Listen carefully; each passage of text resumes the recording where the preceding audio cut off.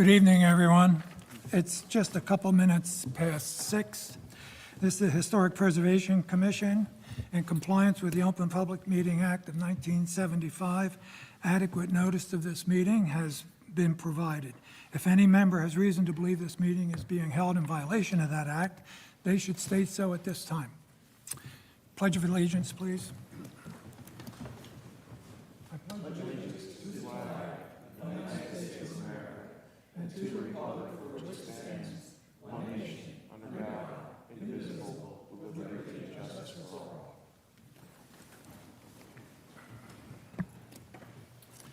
Roll call, please. Mr. Copeland. Here. Mr. Carroll. Mr. Becker. Here. Mr. Stevenson.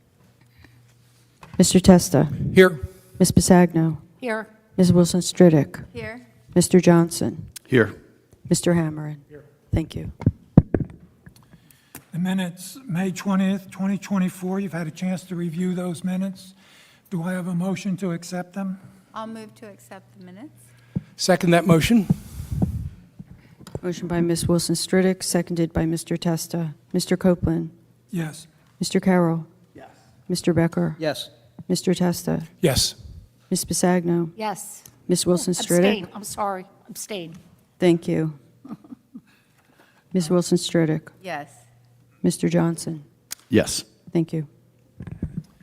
Resolutions, Cohen, 16 Reading Avenue, Block 1115, Lot 17.02, Resolution 202415. Duheim, 921 Stockton Avenue, Block 1082, Lot 14.01, Resolution 202416. Huff, 1006 Washington Street, Block 1110, Lot 2, Resolution 202417. Peter, 930 Washington Street, Block 1093, Lot 9, Resolution 202418. And the Painted Lady Condominium Association, 11 North Street, Block 1022, Lot 20, Resolution 202419. Do I have a motion to accept those resolutions? So moved. Do I have a second? I'll second. Motion by Mr. Becker, seconded by Ms. Wilson-Stridick. Mr. Copeland. Yes. Mr. Carroll. Yes, except for Peter, where I voted nay. Thank you. Mr. Becker. Yes. Mr. Testa. Yes. Ms. Bisagno. Abstain. Ms. Wilson-Stridick. Yes. Mr. Johnson. Yes, except for Peter, which I recused based on location. Thank you. Applications approved or denied in review. You've had a chance to review those. Do I have a motion to accept them? I will make a motion that we accept the applications approved in review. Second. Motion by Mr. Carroll, seconded by Mr. Becker. Mr. Copeland. Yes, I recuse myself cleverly enough on Copeland, 737 Washington Street. Thank you. Mr. Carroll. I recuse myself on Carroll, 625 Hughes Street, and other than that, yes. Thank you. Mr. Becker. Yes. Mr. Testa. Yes. Ms. Bisagno. Yes. Ms. Wilson-Stridick. Yes. Mr. Johnson. Yes. Thank you. First order of business is old business, Rubino, 26 Mount Vernon Avenue, Block 1014, Lot 3. This is a contributing property for elevation, an addition, second story, and a shed.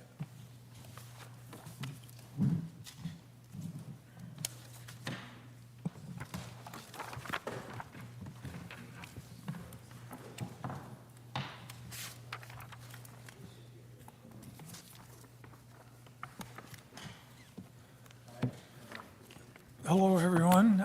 Would you turn on your mics, please? And we need your name and relationship to the property, please.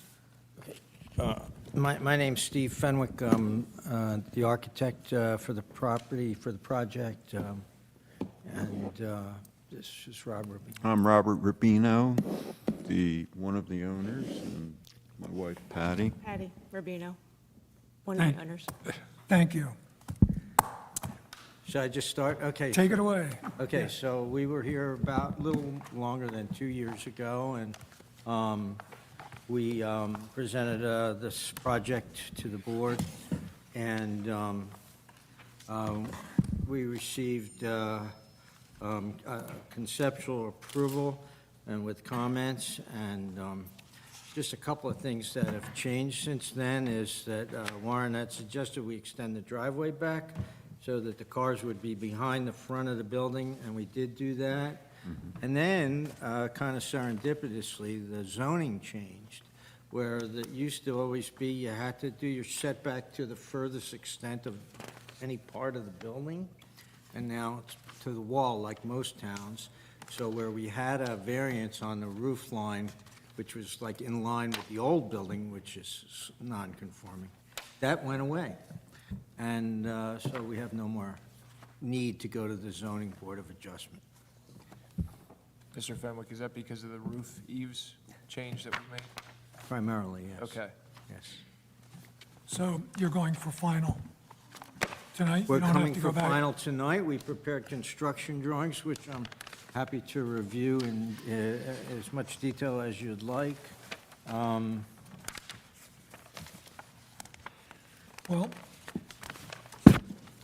I would suggest you share with our August group here exactly what you're planning, really what changes are taking place from, Right, so I will do that, because there are other changes. So there was, in the prior application, a pool in the rear yard. That is gone.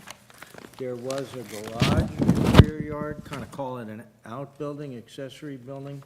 So that's gone, and a smaller building that conforms with the zoning definition for a shed was added.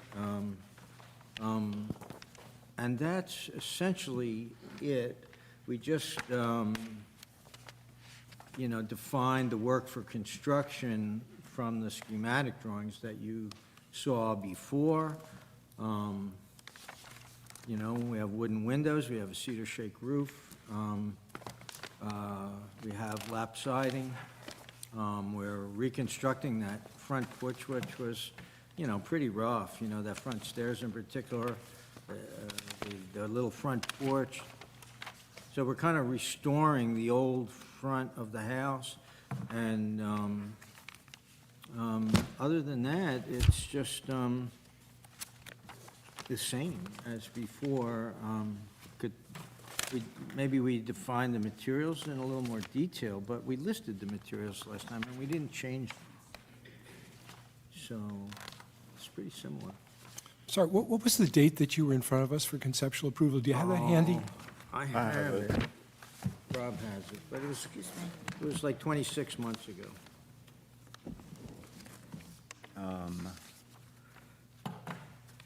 May 16th, 2022, Jim. May 16th, what, Judy? 2022. 2022. Okay, thank you. It's pretty close. Yes. well, that,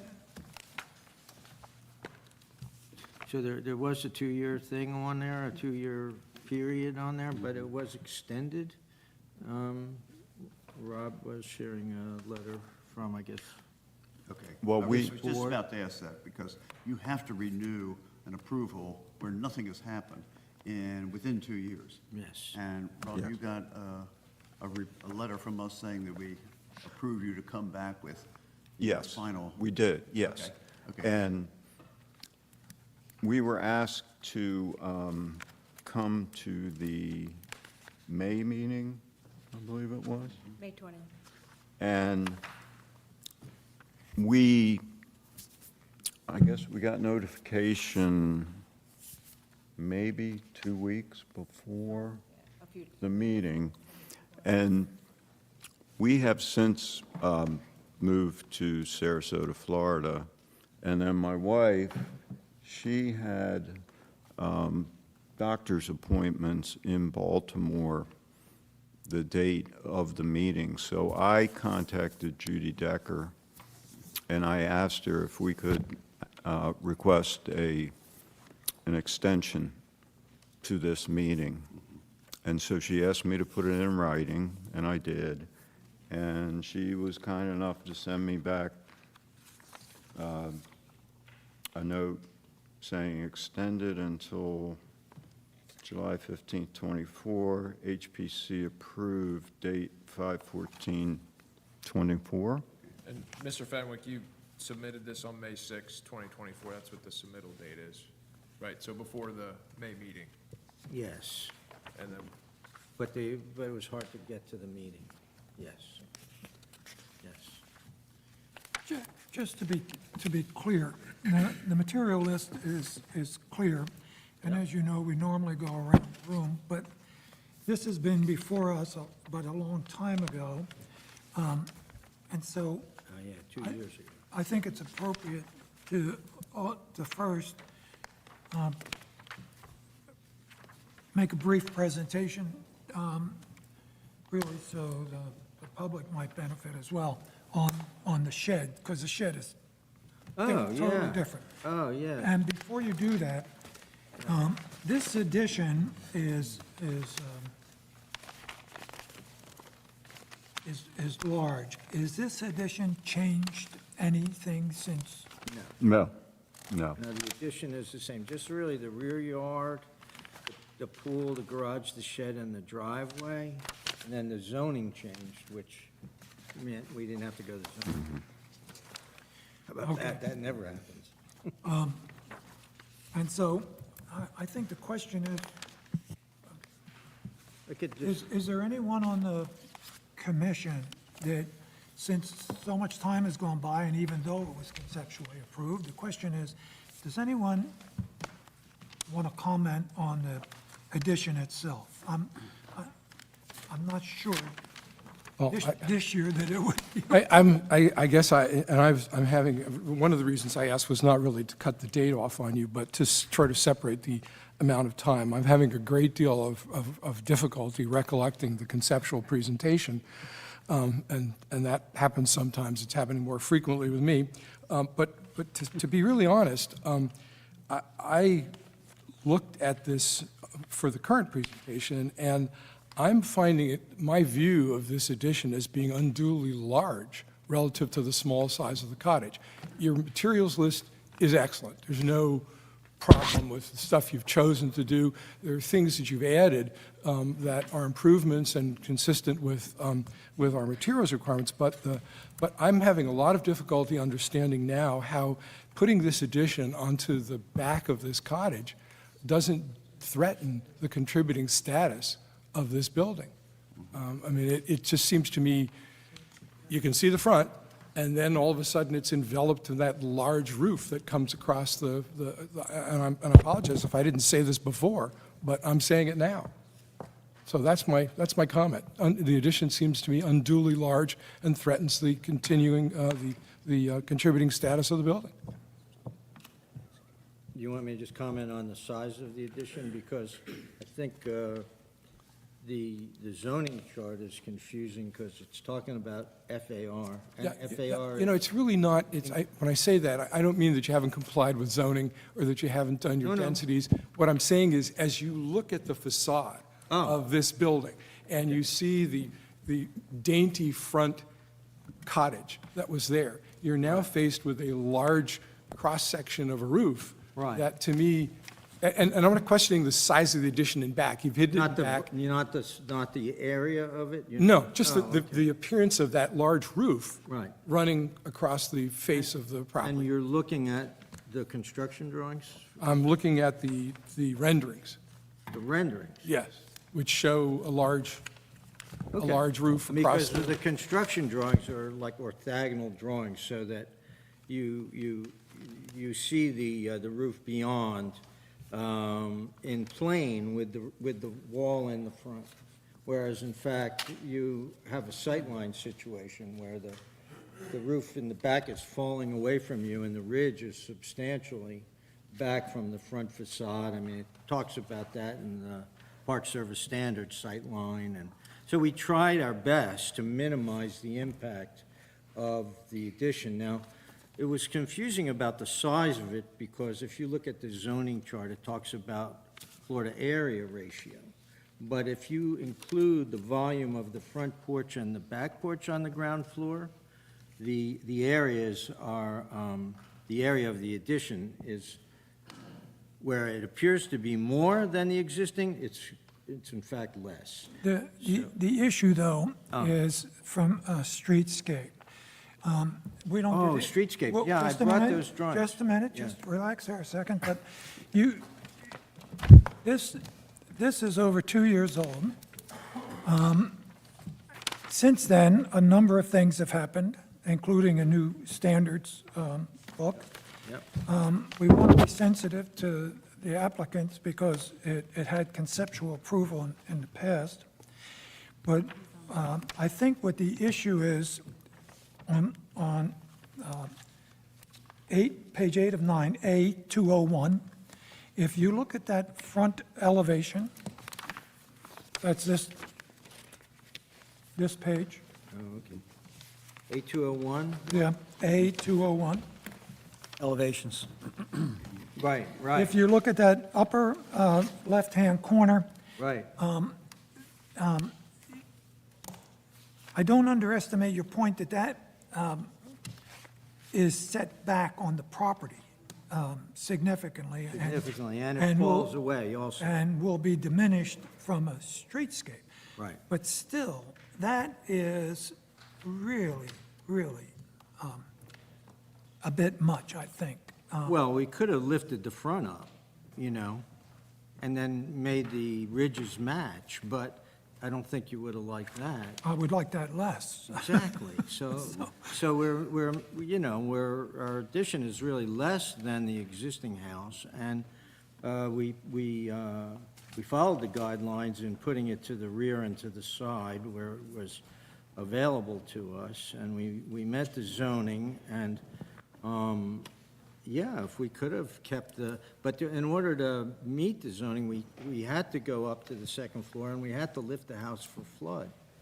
So all those were a lot of factors involved, and, you know, I got to tell you, I did check the old guidelines, the language is the same as the new guidelines. Well, if that's the case, then I'm really struggling with this, because unfortunately, I don't have any, the aesthetics of it, I mean, it's clearly well done. However, it's in direct violation of 3 very clear stipulations in our guidelines. So Okay, may I what read are- them? On page 53, new addition should be smaller than a historic building. It should be subordinate in both size and design. Okay. On page 55, It is smaller. I strongly disagree with that. I just, It is not appropriate to construct an addition that is taller than a contributing building. This is a contributing building. That's And the correct. third thing that it violates is it is not appropriate for a ridge line to be higher than a contributing building when constructing an addition. Well, it's the same as taller, right. Not necessarily. Well, okay, if it was a flat roof, it would be different. Correct, so I knew there had to be formal language for expressing No, what there's I very formal language. inarticulately And said. this is not dissimilar at all from the prior guidelines. I'm at a loss. I'd like No, to, it's the actually, same. excuse me, I'd like to defer to our counsel, because if, in fact, the language actually in our old guidelines was pretty similar to this, it's just much more explicit now. The question is, if this body gave conceptual approval to something that was in violation of our standards, what is our recourse now during final if it's actually clearly in violation of not only the new standards, but likely the old ones as well? I don't know what we can do or not do. We don't have to go back to the old standards to answer that question. Okay, Okay. the answer is in the city code. And in the city code, conceptual and informal reviews are non-binding. So it says that right in the code. This is section 52537, which has been in effect longer than anything that we're talking about right now. In section D, it says, "Neither the applicant nor the commission shall be bound by any informational meeting or conceptual review. Conceptual review shall not apply to any applications for development. Commission shall not consider conceptual review of an application unless specifically referred to by the planning board or zoning board of adjustment." So we have this process for people that have to navigate the planning and zoning board process. And it's to allow the HPC to get an outline of the project, to provide that feedback before it hits the planning or zoning board, but there's always the requirement to come back to this board, and the notice that the applicants got, and every applicant, it's not just them, indicates that it's not a basis for pulling a construction permit. You got to come back to the board with a final plan. And, you know, I think I was just looking at the plans that were submitted as part of conceptual, and there's some helpful elevations in there from the angle, but I don't know that maybe the HPC was able to see the 2D. Here's the streetscape. Right, and I guess what I'm. Judy asked me to bring it. Right, so the issue was that, you know, kind of like front and center for the HPC at the time of that review. It was certainly in there, Mr. Fenwick, and I'm not suggesting otherwise, but you had some helpful elevations in there that maybe didn't highlight this issue as much, that they're picking up on it now. Okay. So, And one other- You're saying that the second application showed more than the first application? no, I'm saying that the opportunity to comment on the roof line, I think it's appearing because this is a little slightly different presentation than before. No, it's not. It's a presentation of the same object. Mr. Fenwick, don't take this personally, okay? I'm not saying this against you at all. Don't take it personally. You're. Just don't want you to change the facts. I'm not. Make it imply that I changed the design, which I didn't. We did. There's a couple things that I noted. The pool's been eliminated, the shed's Oh, added, yeah, the parking's we're talking about that. reconfigured. We're talking about the roof line.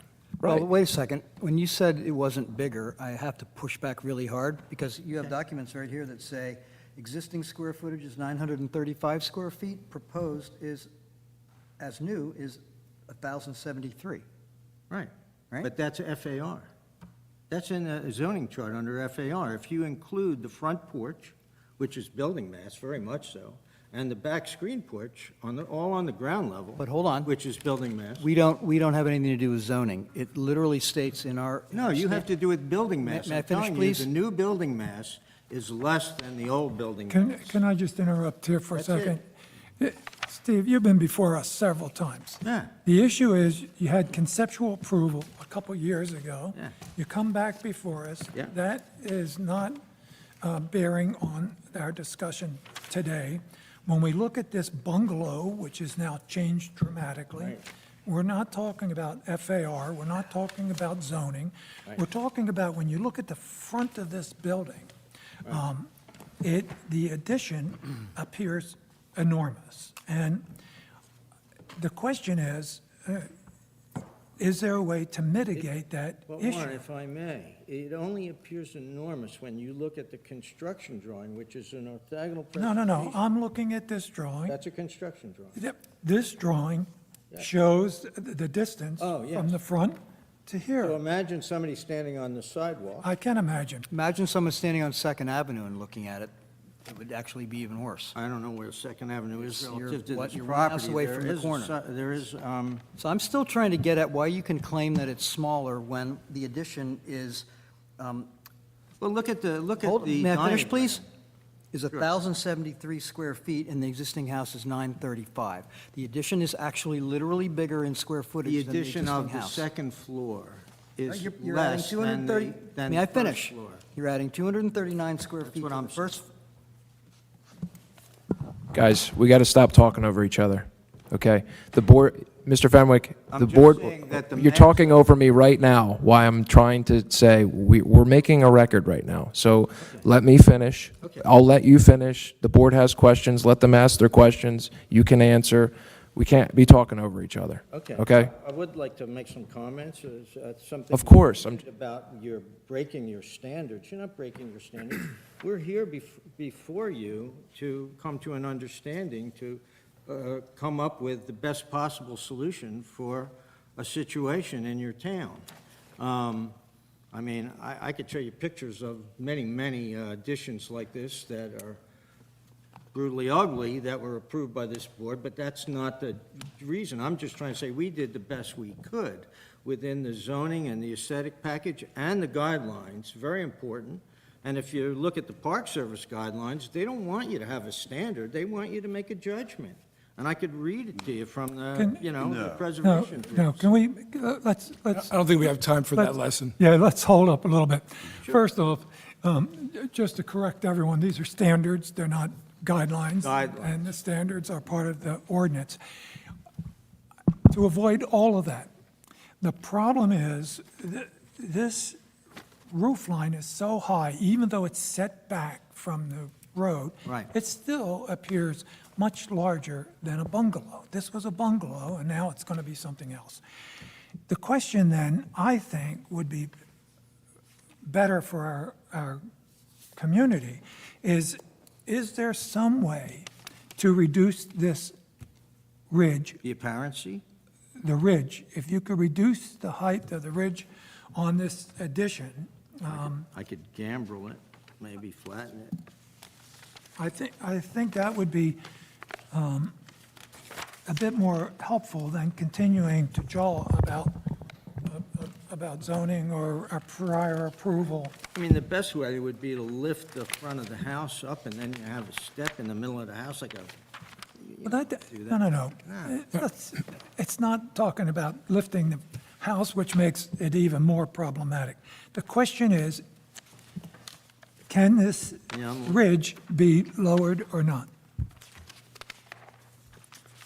it can possibly be lowered. If I can find the bloody drawing that goes with it. I'm looking at I 201. could, you know,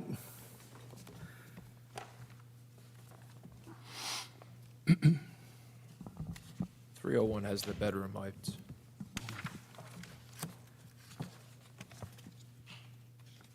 This is, Chris, we're talking we about could, we reducing could, this. we could clip the sides, Warren, like kind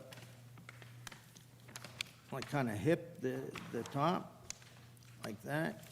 But we need to be able to walk around on the second floor.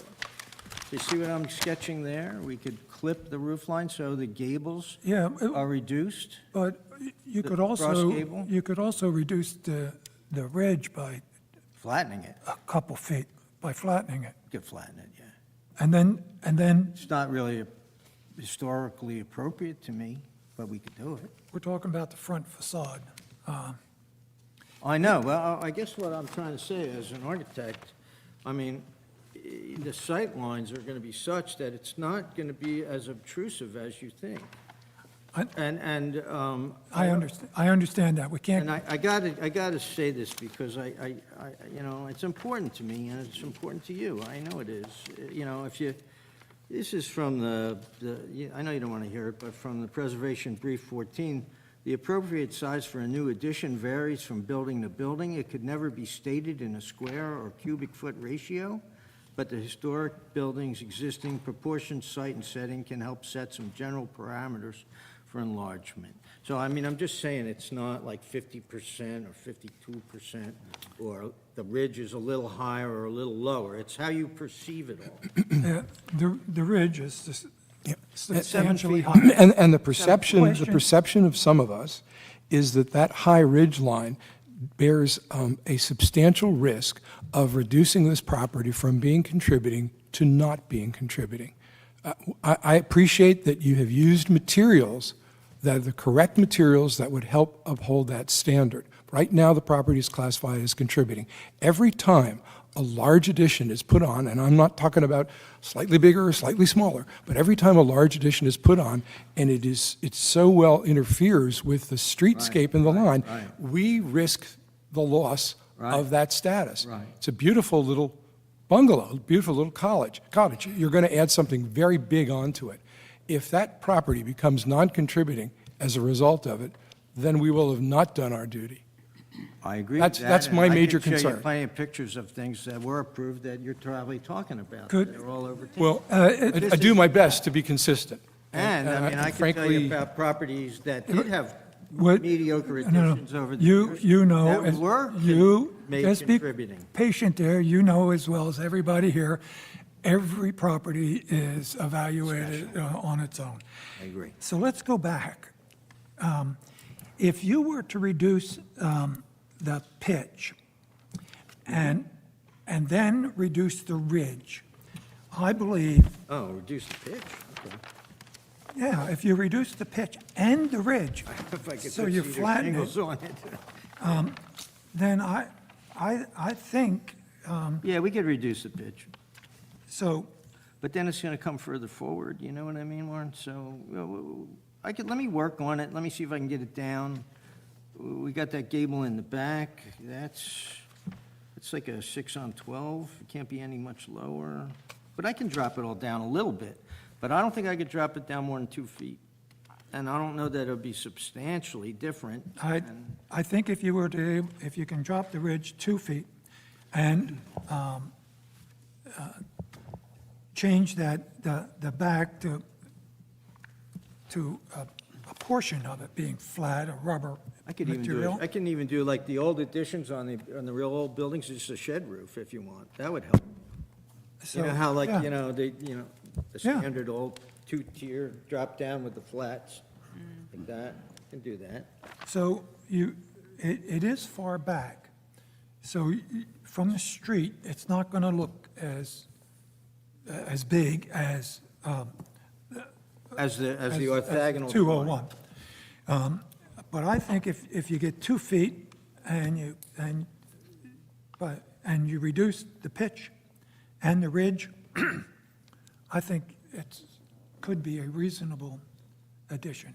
Okay, that's a way we can reduce by reducing the pitch, we can drop the ridge.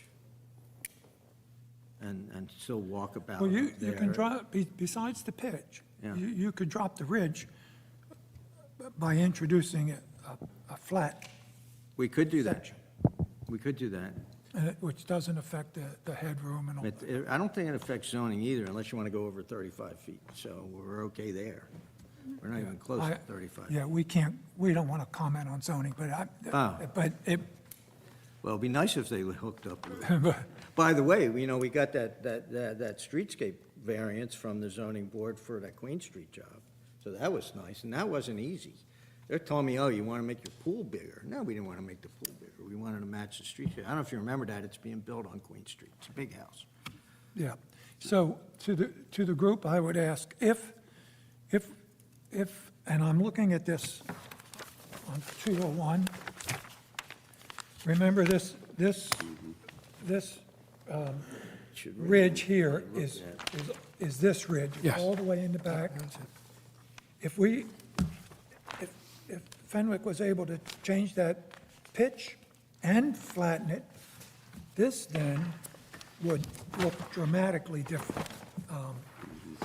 And Anything that looks dramatically different to me would be an improvement. So, I mean, I think that's the right approach. I think he should be given the opportunity to try. So, I'm not going to commit to supporting it, but it sounds like it's the right path. My reaction, Warren, is, I think John had two really good points, right? Are we in the standards, since consensual, or, this is a final?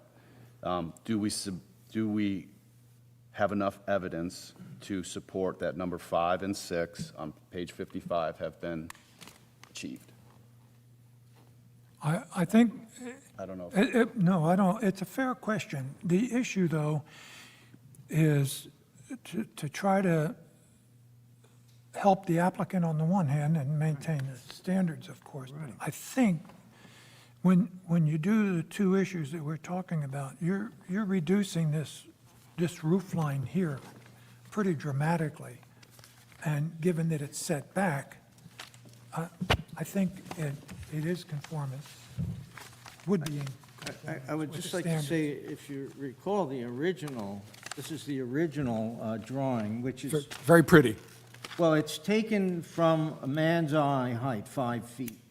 Whereas the working drawing, if you imagine a man was floating in space in the middle of the height of the building, and he had no perspective to his vision, right? And so the reality is much closer, and they talk about sight lines, in the Park Service guidelines, and I'm just trying to say that by sloping the roof back and pushing the ridge back, Yeah, I mean, it really, I- minimizes that bulk you see on the I understand that, and it is a move in the right direction Okay. to get this approved. Right. And I support your efforts to do that. I'd like to see the result. Okay, well, we can knock it down, you know? And if it's appropriate, rather than grant any kind of an approval or conditions here, perhaps the best idea is to table and give the applicant the ability to come back with revised drawings. I would support tabling this. I think it's really fair to you and to the applicants if we table this and give you an opportunity to embrace our questions, our concerns. Well, okay. So you would come back with your revised construction drawings and perspectives. Your, Don't you think that's asking a lot? I mean, sure. Your- know how much effort goes into making a construction drawing? You already gave us a conceptual approval, you know? I mean, I don't know who's going to do. I wouldn't push the conceptual survey. thing any farther. I read your surveys all the time. Yeah, it would be a shame if You- it was no longer contributing and that Park Service gives you a hard time. Or I'm not whoever. sure we understand SHPO. each other. Oh, SHPO, they're great, yeah. Great group of people up there. Can you speak? Can I speak? You've never had any trouble before. I get drowned today. We have new standards out that are only about a year old now. I know that. They were worked over for a couple years. We reviewed everything in town, what we had done wrong, what we had done right. We really worked on that, and this board is standing very strongly behind those. As soon as we start deviating from those, like John pointed out, the deviations you're taking, we are going to just have everybody coming in wanting more and more. And this town will pretty soon be no longer a National Historic Landmark. Now, as I look at what you've bought, your clients have bought, it's a very tiny bungalow house. Very And I can tiny. see what they want to do. bedrooms But I are like don't 9 see, by will you 9. stop interrupting me, please? Yeah, I could see why they want to make it bigger, as everybody does in town. It was never meant to be a 4-bedroom house. As I look at the plans, they have a big front porch and now a big back porch. If that back porch became the extra bedrooms they need, like 2 and 3, and 1 in the front, with the kitchen and the family room in the center, and remain as a 1-story house, I think you could then make that addition in keeping with other things we've approved, both before and after, and along with what John just read. I think as soon as you start raising the bulk of the back, the bulk of the front, moving the staircase out into the front to, bring that right out to the curb, you're asking for extensions in every direction. And I, for one, would not be willing to approve that. As much as I love welcoming new people to this town, I'm not going to let them overbuild the houses that are here. We just can't keep approving that. Well, And I don't think we have in the past. I respect the fact that you need to hold the line, and I think you've done it pretty well over the years, and that's why Cape May is Cape May, and I totally respect that. And I was on the committee that helped write the guidelines, so I know exactly what you're talking about, you know? But then Pip you should Campbell know- asked me to be on the committee, and I helped her as much as I could. You should know them well enough that you wouldn't have designed this that totally violates them. Well, That was designed Be before that the as it guidelines. may, this was And the designed- terms weren't changed anyway, and it was Okay. approved because it's a good design. Well, Now you're worried because you have a new guideline, you have to hold the line. Okay. I respect that, I understand that.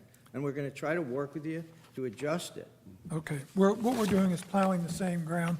You've agreed to reduce Can the I pitch. just ask a question? Are you proposing that we move the bedrooms upstairs, downstairs, to where the covered porch is?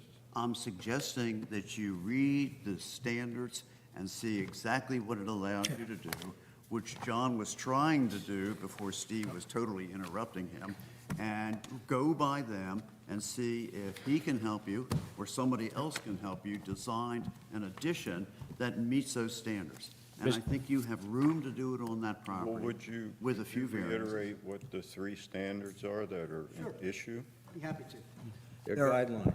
They're standards. That's where you're mistaken. They're not. They're, Standards that are guidelines. No, no, believe me, standards. they're, So you. It's you- part of the you trumped ordinance. the Park Service's regulations. Is that what you're What saying? does the title of this say?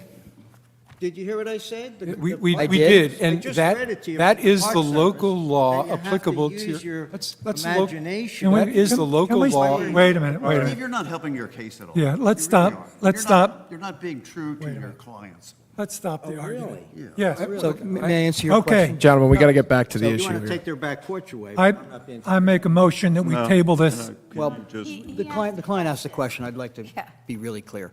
So there are 4 clear violations to our standards based upon what is being presented tonight. The first one is on page 53. New additions should be smaller than the historic building. It should be subordinate in both size and design to the historic building. Not only is it taller, but the square footage of what you're adding is actually larger than what exists, and that's right in your drawings. So you can't dispute that. You can dispute it because it's FAR, Florida Area Ratio, conditioned space. It's not bulk. I don't think it's very Do you regulate bulk? Yes. Do you regulate conditioned space? No. Could we just simply leave this as the standards are printed? It isn't necessary for Mr. Becker to read them to you. You can read them for yourself. We all have somewhat of a different view of what's being done here. Where do we- There is a motion going to be made to table this application, which gives you the benefit of coming back to us with a revision and taking some guidance from that. Now, there are different views. Mr. Carroll seems to be of the view that you shouldn't have a second story. Yeah, he Okay, doesn't- I he don't- wants us to redesign okay, the house. you could read the standards. I'm of the view that with proper roof design, lowering, changing the pitch, that you can work in a second story behind this. Okay? So we each have some different views about the way this goes. The tabling of your application gives you the opportunity to work something up and to come back to us, just like we're sitting here tonight, and when you get through, you can have final approval. But that is going to happen tonight, and that's why, if Warren doesn't make the motion, I will. That's fine, we'll do our best to meet your goals. And, but I don't think we're going to be changing the whole design. I think it's asking an awful lot, actually, to What- ask us to do that. Okay. Currently, there is no kitchen. It's just a stove and a sink. There's no heating and cooling in this house. The I bedrooms are think the- 9 by 9. I think the question is to meet with the It's a smoky architect stove or and shack. do as much as you can within the standards. The bungalows are very small, and of course, Cape May is very expensive, so you buy an expensive bungalow, you want to add. We're sensitive to that, we want to support that. At the same time, though, it has to fit onto the street. It has to retain the charm and elegance of Cape May. So, I make a motion that the application be tabled. And when we bought it, it wasn't. All right, contributory can I to just, the house. Did you know that? Where- It wasn't where do we get contributory. I didn't know that. standards? See, they're right on the. Mr. Rubino, there, You can All right. download You could them. change, because we had one And on which Porgy Street four- that went off of contributory. just number-wise, are you saying we're So in? the first one, and I just would like to refer you to drawing G-001. It says the existing square footage of the house is 935 square feet. Right, For FAR. all right, hold on. No, that's The total proposed is 2,008 square feet, which means you're adding 1,073, which is more than the 935 existing. So you cannot make the argument that the addition is smaller. Yes, you can make Okay, the argument. but we're not really here to debate. Okay. Could All we right. have a second? This is, All right, hold enough, on, enough hold is on. enough. You know, this is like a professional thing here. How Decided can he four say that? He's standards. calling me a We're liar. in violation. he's not calling you a One- liar, Mr. Fenwick. It He's is trying, a- he's trying to explain to Mr. He doesn't Rubino. understand what he's reading. We have a motion. What's the other one? I'll We have a second, I'll motion. second Tom We have a Carroll's, second. I'll second Tom Carroll's motion. Page 53. And that motion would be with the applicant willing to waive the 45-day period relating to our non-action. So you have to waive the period in order to have this tabled. The motion comes with It's it. either you ask them to vote on what you presented tonight, or you can take another shot at it with a, Within 45 days? No. If we don't act within 45 days, your application would be deemed to be accepted and approved. Can I ask Is it- this? You need to waive the, It was. Can I ask this courtesy of the board that we redo this design to try to meet your standards better in a schematic preliminary way, so we don't have to go back and Well, grind just- out the Yeah, construction drawings? wait a minute. What you can do That's fair. is we meet, the review committee meets on Tuesday morning at 8:30. If you want to do a preliminary rough design to accommodate It's not a quorum. There's generally three of us. We'll provide you with feedback and to increase the probability of success. Can only one of us attend? No. No, that's for the board. There's no quorum, there's no decision-making. No, I'm saying, I could just go, right? No, just the, You might want to. You pick. any one or all three of you You pick. are welcome. I mean, So it's a We wanna be forum where helpful. we can have a discussion that can actually help you make some design decisions that would be in compliance with our standards. That's appreciated, because, you know, it's a big effort. The construction drawings are a very big effort. Yeah, we don't want you to waste time doing that. There you go. Okay, so, I think you got an awful lot of instructions tonight. No, I got If it. you listen to them and follow those, you're going to come back a whole lot more successful. All right. and Not having the feeling that you paid a whole lot of attention to what we were saying. You and- don't have the feeling I paid I attention? do. okay, guys. so All right. motion made, seconded, if I could just and I made a motion. add something? Tom has made the motion. I've Jim is seconded. Seconded. You're what he wants to say, the owner. Yes, if I could just add something.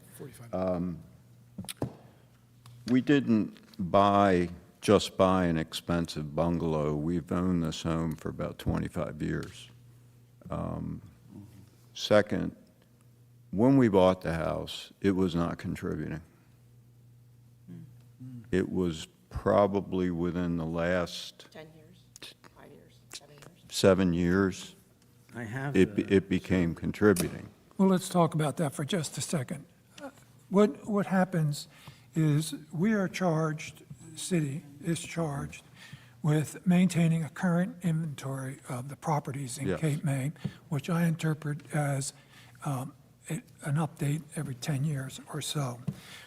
A architectural historian is hired, who's independent, comes out, evaluates the property, looks at the property, and makes a determination and a comprehensive description.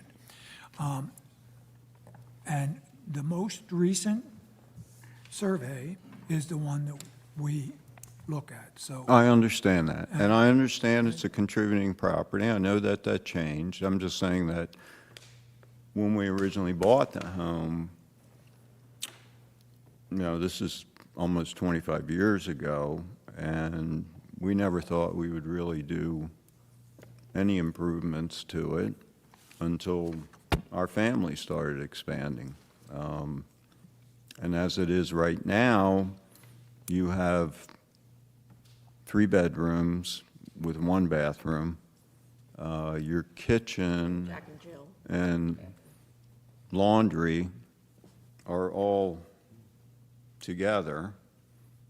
And the front porch, I believe, was an addition, as was the back That corner. where what is now is the kitchen, and where we have a stacked washer and dryer. And all we were hoping to do was make it so that we could entertain, really, as it is now, it's difficult even if you have 4 people in the house at one time, because you're sharing one bathroom. And so that was our mission. Well, we're sympathetic to all the bungalow owners. The bungalows are small by definition, that's what they were. And we try to accommodate adding to those as sensitively as possible. But it's difficult, and so it does require a little bit of interaction, back and forth, Yes, discussion. understand, So while we're sympathetic, at the same time, understand, we want to maintain streetscape. I understand that. You've heard a lot, you've got a lot of feedback. We're willing to meet with the 3 of you on one Tuesday morning. If you just make an appointment with Judy, Yes, so we don't have 6 people coming on a Tuesday. So I would suggest you take the information, the dialogue. if we could, Mr. Copeland, have Mr. Fenwick incorporate your suggestions on the ridge line. Mr. Testa's suggestion. Well, there's an alternative that some of us Okay. think might do the job. And possibly, we can look at it if we maybe bring it in a foot or something, maybe we'll get back to where the addition is the same size as. No, you don't have to do that. No. The addition is not bigger. Let's not continue. I appreciate it. Okay. I mean, you have some feedback. Yes, The addition is too big, but importantly. The mass of it. It's I- the elevation that is a problem. all right. And if you can reduce the size a bit and reduce the elevation, I think you'll find. I just want to make sure that if we do that, we at least have some chance of being able to try and move forward. I know, Mr. Carroll, you have a lot of objections to what is there. I just, there comes a point where it starts getting so expensive to redo the drawings and everything else. You have to, That's why if you come before us on Tuesday morning, the drawings don't have to be finalized like you would need to Okay. get approval and that you would All need right. to get a permit. Mm-hmm. The idea is we want to have some sense of what it's going to look like. okay, That's all why right, I think. fine. We have a great 3D modeling program. It's like one of the best in the world. We'll show it to you from across the street, from the sidewalk, with the adjusted slopes and all like that. But we're not gonna, if Mr. Becker is gonna vote no because it's 6 inches above the existing ridge, why are we doing here? I- You guys that's up to you. unanimously approved Enough. this application It's- 2 years ago. look. Same people, same height standard. It's enough. Just so you know. And then we went and did working drawings for you. So a little respect, please, that's all. So our meeting, Well, as far as I know, there's a motion been made and seconded. We've continued to talk. Would it be nice if we voted on it? I'm sorry. We Chris- have a motion, Tom Carroll. I'd like to ask Mr. Gillen Schwartz if we need another premised- extension. Right, that's what I was about to say. It's premised on the applicant's waiving the time for decision,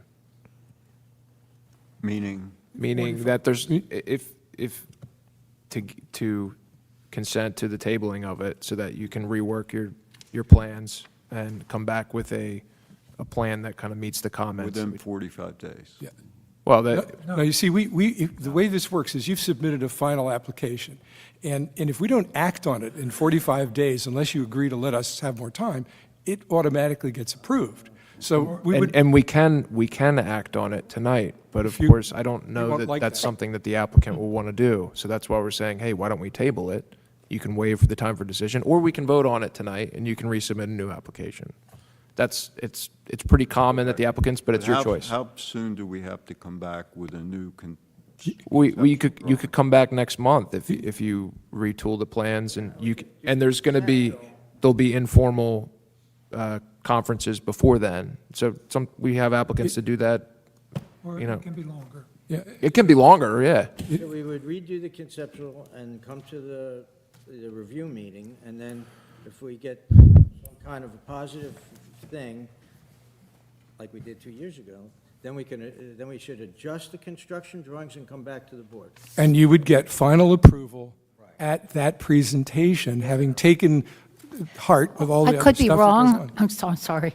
I could be wrong, but as I see it, conceptual approval given a few years ago, everything was vastly changed and presented to us with some changes. So this seems like actually a conceptual meeting to begin with. And I think that's why you have found so much frustration, because it's going back to the drawing board. And, we had to have all these questions and things like this because it's a different concept. And I think that's where the frustration has come in. And if I can say something to the Rubinos, and there's people in the gallery, they should hear this too. I know that this is frustrating to go through. I went through this myself. But one of the issues with the HPC is it's not the variance board. So usually when applicants are going into the planning or zoning board, they're saying, hey, we're going beyond the standard, but here's why it makes a lot of sense. we're a bit closer to the standards in the HPC because it's for the protection of National Historic Landmark status. So that's why, as Mr. Fenwick put it, there's holding the line here because that's the line that they're trying to hold. So it's, Okay. there's a little bit, Building. They couldn't have built a dome if you held the line. Come on. yeah, there's flexibility. My point is you have to be closer to the standards. Perhaps So- perhaps we could vote on this and give every other applicant a chance to step Yes. up? I'm sorry, before I call the motion, did we get a verbal approval for the extension of the 45-day review period? Will you consent to the, Your consent, Rob? to the waiver of the time of decision? Batman. Yes. There we go. Thank you, Chris. Yes. Motion by Mr. Carroll, seconded by Mr. Testa. Mr. Copeland? You're voting Yes. on it tonight. Mr. Carroll? Denied, It'll we be gotta denied, redo it. so. It's not a trick question. Mr. Becker? Yes. Mr. Testa? Yes. Ms. Bisagno? Yes. Ms. Wilson-Stridick? Yes. Mr. Johnson? Yes. Thank you. Thank Sorry so you. much. Thank you. Apologize for being such Thank a you. hothead. I can't help myself. I'm just getting old. Next order of business, Mocha Family Trust, 12 North Street. This is Block 1021, Lot 3. This is a contributing property amendment to the rear addition, windows, doors, and roofs.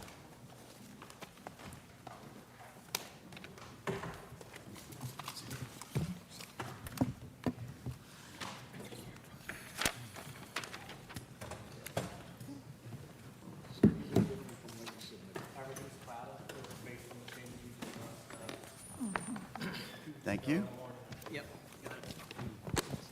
Let's give you another microphone. Oh, thank you. Okay, thanks.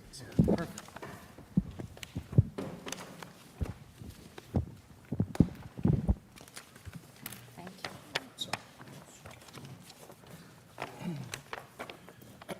Okay, so,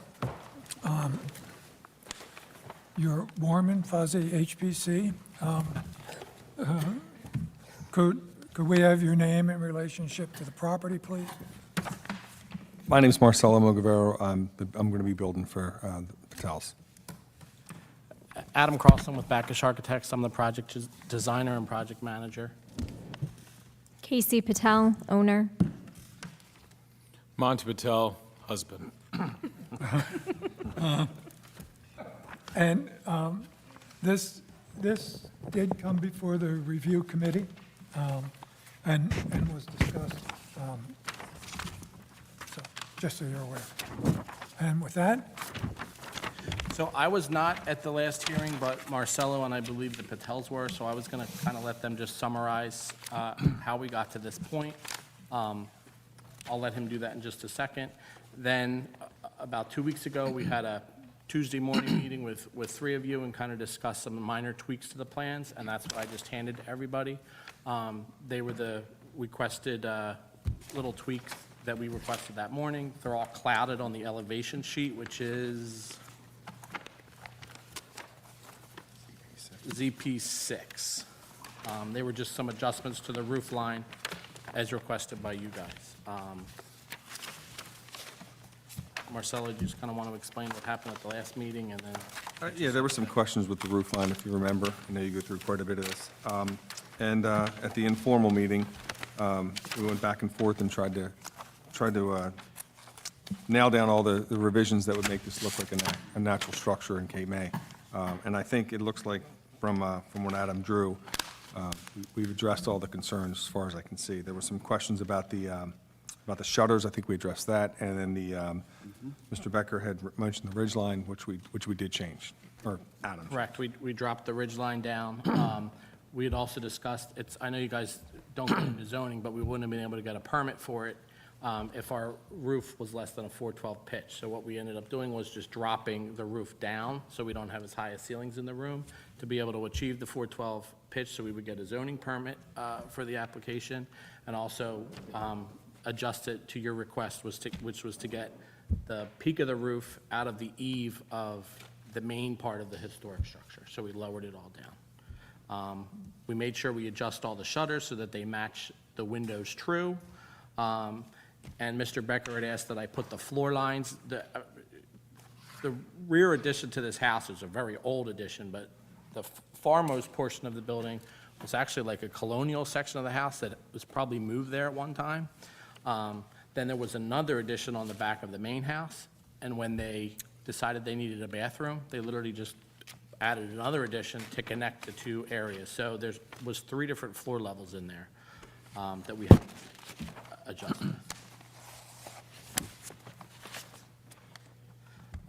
The other thing I think had already been approved was the doors, which are going to be a Rogue Valley wood door, correct? There's going to be a new front door, and then there's a door on the side and a door on the rear. We included in your packet the lantern-style lighting, which I believe was also approved.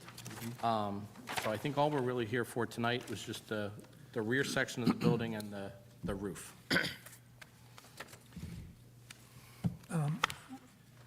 We're running late already, so rather than go around the room the way we normally do, I would ask members of the commission if there's a question or concern that you have for this applicant. Just a quick comment.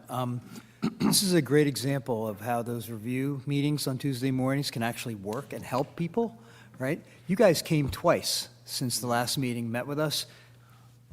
Looks great. Good work. I agree. I sit on the review committee as well, and I think it looks to me like you addressed everything that we had. Thank you for making yourselves available. It's well worth the exercise. Adam, this might be just a slip of the pen, but on ZP 6 up in 2, on the left side of the porch, you're not showing brackets on that one column. That's there. just I have a figure that you were not going to leave that out.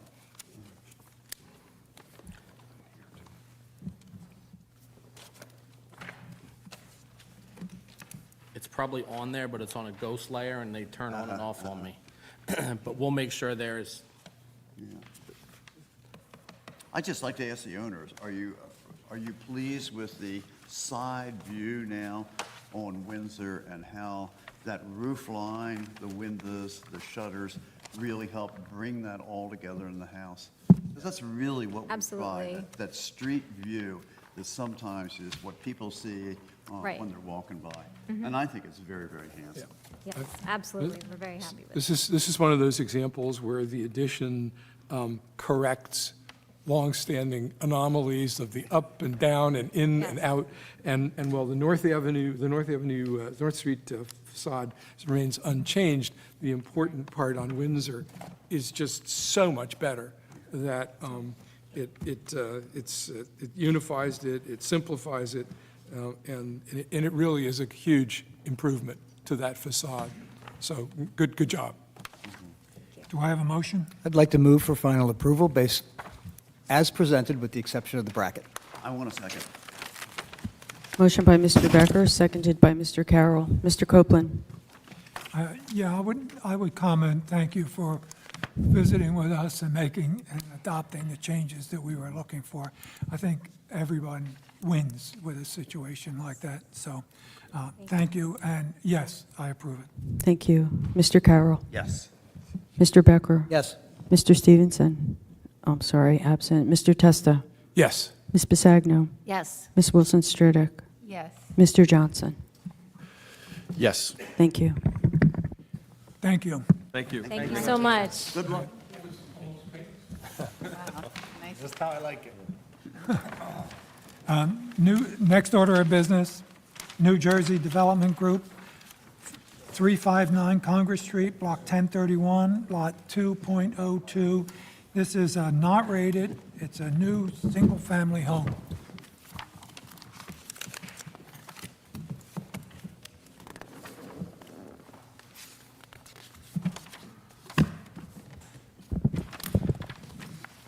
Good evening, Board, Mr. Chairman. Scott Peter, applicant here tonight for 359 Congress Street, Block 1031, Lot 2.02. Here tonight seeking approvals for a new single-family home.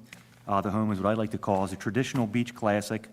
I'd like to take a moment and kind of run through the plans and some of the design characteristics and also some of the finished details with the new home.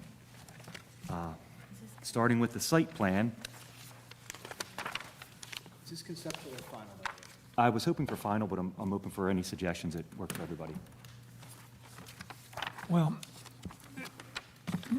Do you require any zoning changes I do not. You're not going to the zoning or planning? Correct. This is or planning? correct, by right, yes. Okay, so why don't we call it final?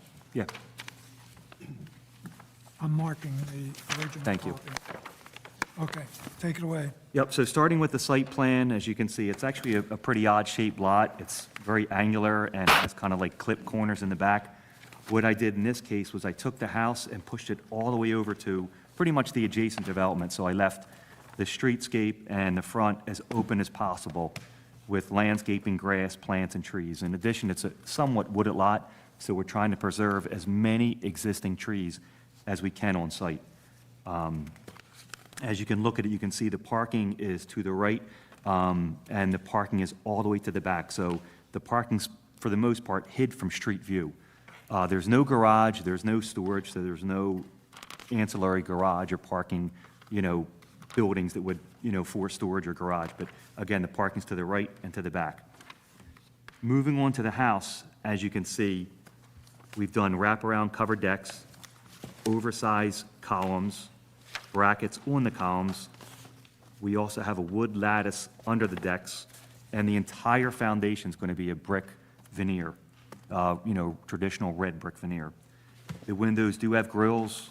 We have large oversized shutters that are consistent with the window sizes, so mimicking when you close the shutters, it's going to be full width of the windows. The siding we chose is a smooth hardy plank with AZEK details. All the fascia and soffit materials are going to be a horizontal, so kind of running in the direction of the building, beat it. And the decking for the decks is going to be a wood grain composite with close spindle rails as needed. Often we've been able to do some of these sites, we don't often need rails. Moving on to the front door, we've chose to use a mahogany door with applied grills. That's the runabout small portion of the the idea and the conceptual of the house that I'm proposing tonight. Happy to hear any suggestions or recommendations as well. Before we ask the other members, the parking, how many parking spots are required for this house? 2. And there's sufficient room between the back of this driveway and the front? Correct, so when both cars are put in that, you will not see them. They will not protrude any more than the house itself.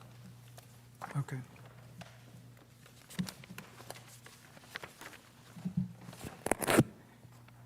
You asking for comments? There's no, before we do that, there's no curb cut on Park Boulevard, right? Excuse me for a minute, Warren. Did everyone get the rendering, the streetscape rendering in their packet? No. Yes, Chris has it. This one? Yes, thank you. Yeah. To answer your question, there is no curb cut. Only the curb cut's going to be on Congress as close to the other development as possible. So again, we tucked all the parking in away from any of the main streets. Okay, good, thank you. Yes, John, open it up for questions. Great, Mr. Peter, I just want one small little detail on drawing A2.3, which is the left side elevation. Yes. I think this may be just a CAD error, but the porch that's on the right side, the leftmost column, you see that the fascia basically ends at the midpoint of that column, which we'd never see happen. The fascia and the beam will load fully on that column. I see exactly what you're talking about. Yeah, Looks like so- right, it comes a it's- little shy. A bit shy. It won't be a half a column, it'll be to the end of that column. Got it, thank you. Other questions or comments?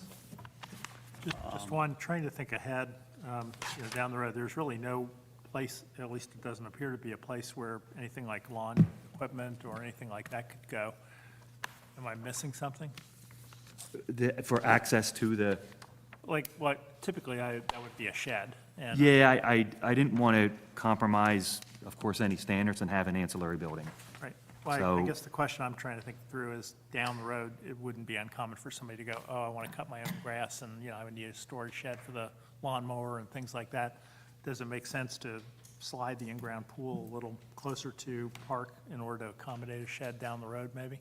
I'm happy to do that. I positioned it where it was because I really wanted to get as much of the existing landscaping, the dense landscaping there, to camouflage the pool and hide that, but I'm happy to do that. Makes total sense, by the way. I mean, I understand exactly Yeah. what you did. I will say, most folks with these houses that haven't professionally done, and if, in the event they want a shed, they're going to be back to see you guys. Yeah, yeah. I'm ju- just thinking, you can't move Yeah. the pool down the road. For clarification, does this application include the swimming pool? It does. Okay. See, It's you not need to checked. check the boxes. Oh, sorry about We that. get all confused. That was my point. You can't move the pool down the road that easily, so. It's going to be tough. Where's, Mr. Peter, where's the pool equipment going to go? The pool equipment actually go on a platform right next where the AC equipment is, which that is also tucked in. We actually carve a section out in the house, so if you look out on that same parking side, you'll see it cut in and you'll see the condensers and. Okay, got it. Next to the stair? Correct. Maybe I'm something of a slave to symmetry, but would you explain why the windows on the left side of the house are not symmetrical with those on the right side of the front entrance? Completely two different sides. So the left and right side, the one's the driveway side, you don't see it all from the street. The street side, which is Park Boulevard, we balanced them and reconfigured the bedrooms to suffice for the windows. But they're completely different rooms, completely different spaces from one side of the building to the next. And it looks to me like you are attempting to put on shutters, right? Yes. So those shutters kind of look like they're kind of dangling out without being able to cover the full windows if they were real shutters. I'm going to size them so they are appropriately sized, so when they are closed, they will cover the full amount of glass. They're not puny little shutters, so they replicate small shutters on a big window. Doesn't that give you a problem with your front door, or am I just looking, I'm looking at the facade, where the windows appear to be relatively close to the door. No, the shutter edge and the window edge are behind the columns, that's what you don't see. Yeah, but the question is, if you make them larger, as he just said they would, to cover the windows. But they'd fold back on each other. I think they're going to have to fold back. So they're bifolds. Okay, yeah, that's the answer. They have to be bifolds. Although that should be noted in the material. I couldn't get there. Can be noted as a condition, if that's what the board wants to see. Yeah. You understand that, Mr. Peter? Okay. And Scott, just for clarification, there's no patio or any kind of, No, it's all Anything grass. built, so it's it's- just gonna be Again, grass right with the outside. pool, I want to camouflage it. I don't want you to know it's there, so there's no brick, there's no paver, there's nothing. There's very little lot coverage on this, again, because there's a tremendous amount of dense landscaping now, which I'm trying to preserve. okay. And is this property, is this kind of rimmed by like bamboo on this side, or what's on? It's got a combination of everything. There's some pine trees, there's like phragmites, there's a little bit of everything on this site. Okay. Is there a reason why it's, the kitchen and the make great room are on the second floor? It's like an upside down, Yeah, it's, layout traditionally, that's sometimes we do common upside in down, other and no shore specific towns, reason. It's, but not Cape May. yeah, 6 in one, half dozen the other if we do them upside down or traditional.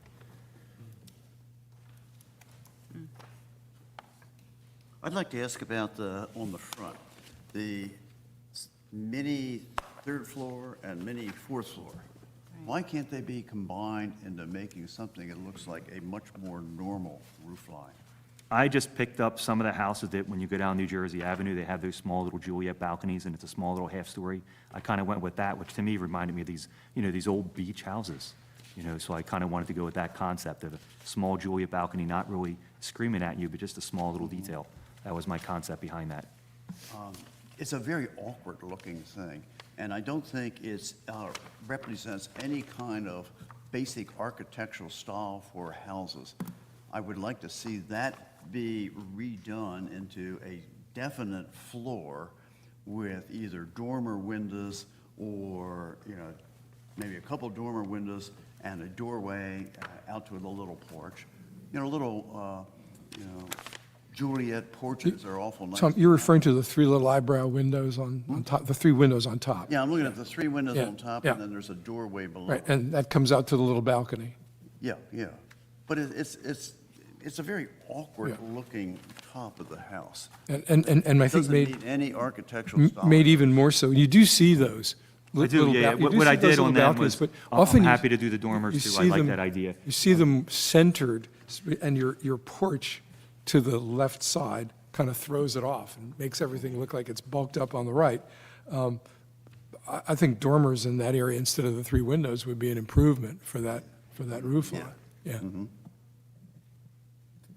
So dormer windows, your doors on the 3rd and 2nd floor look like full-length glass doors? Correct, with grills. How about having them look a little bit more like the front door with paneling and, you know? I can do that. Your house kind of resembles sort of a late colonial style, and, you know, a lot of that would call for the doors not just being glass doors. What else did I have here? You do mention that your railings, your spindles are going to be 2 by 2. Correct. But you don't say what the distance is between them. I do close spacing, and I'll have that updated. It's usually like 1.25 inches. One of the things that we've frequently repeated or passed on is having your railings be 1.5 inches, a true 1.5 inches, since 2 inches by 2 inches has to be custom cut and everything, but then have your spacing no more than 3 inches between them. Closing up that spacing, I think, is a little more important than actually having that expensive extra 1/2 inch on each of the railings, and it still gives you easy maintenance on it. So just for consistency, on your materials page, in your application, it says 2-inch spacing for the railings. You just want to make sure that. 1.5 inches. Yeah. Are you proposing any kind of fence on the property? A wood fence only on the rear, a 3-foot wood fence. Not over in all your side yard? No, only pretty much from the back of the corner through there and back to the front. Well, wouldn't the fence be part of the application? I can bring a cut card for that. It sounds like we're not going to get final tonight, which I'm perfectly fine with. Yeah, we're giving you a list. So I'll be happy to make the corrections, and I'll get all that on the next application. And I see that you have some lighting on the building, if there's any outside lighting that's going to be going on it. I had some of them in the cut cards, but I can update them as well. Okay? And I would suggest that, you know, that looks like if there's no fence on that corner, you'll have a walkway built in by people taking a shortcut that you might really want to consider. Not with the dense landscaping there. It is pretty, If you do dense landscape. yeah, it's pretty healthy. Okay. Any other questions? Yeah, just a couple. Again, back on that same elevation, the elevation and the rendering depict 2 different heights for the first floor. So your elevation shows 6 risers up to the first floor, and your rendering shows 10. Therefore, some of the proportions change. So for example, the lattice below the porch on your rendering is significantly higher than in the elevation. So which version is it? The actual plan version. So not the rendering version? Correct. Okay. Well, by virtue of that, then, same thing happens up at the balcony. The rendering, or I'm sorry, the elevation on A 2.0, doesn't look like there's enough head height underneath that roof, whereby the rendering shows that there is, so I'm a little confused about that as well. Yeah, that's actually a brought-down roof. It's probably only going to be about 7 foot. Like I said, it was just a small little Juliet balcony with not a lot of headroom.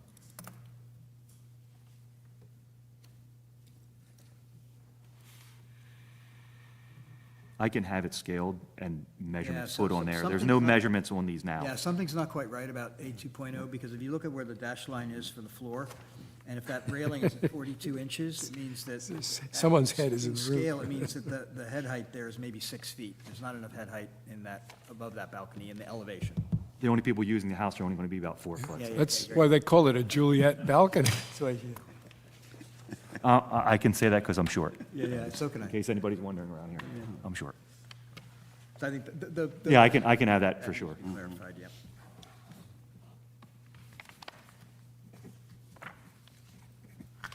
Want to make a motion? Yes. I will make a motion for conceptual approval, and from the discussions we've had tonight, you are going to address the top floor of that to make a more conventional-looking top floor with dormer windows, possibly a balcony with door in the center for a small balcony up there. You're also going to look for brackets, the size that are a little bit more in keeping with the size of your columns. The brackets that you're looking at are too small. I didn't bring that out, but I was going to. They're much too small for the columns that you're using and the size of the house. We also want you to look at all the shutters. The shutters on single double-hung windows are okay, but when you have windows together, you're going to have folded back shutters. Bifolds. So on either side of that. Looks like that's 8 sets, by the way, based on my count. Uh-huh. And we are also going to be looking at, things that give any exterior lighting, fencing, shed for pool equipment, outdoor showers, all those other things that would be going on this before we could give final approval.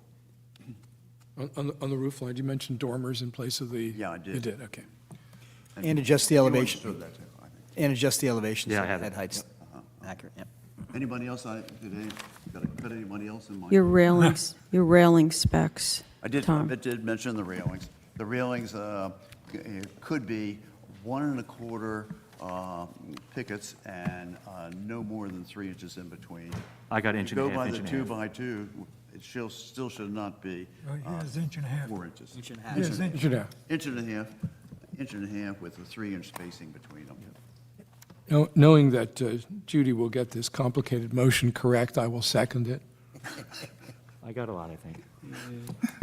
I've heard you made awful.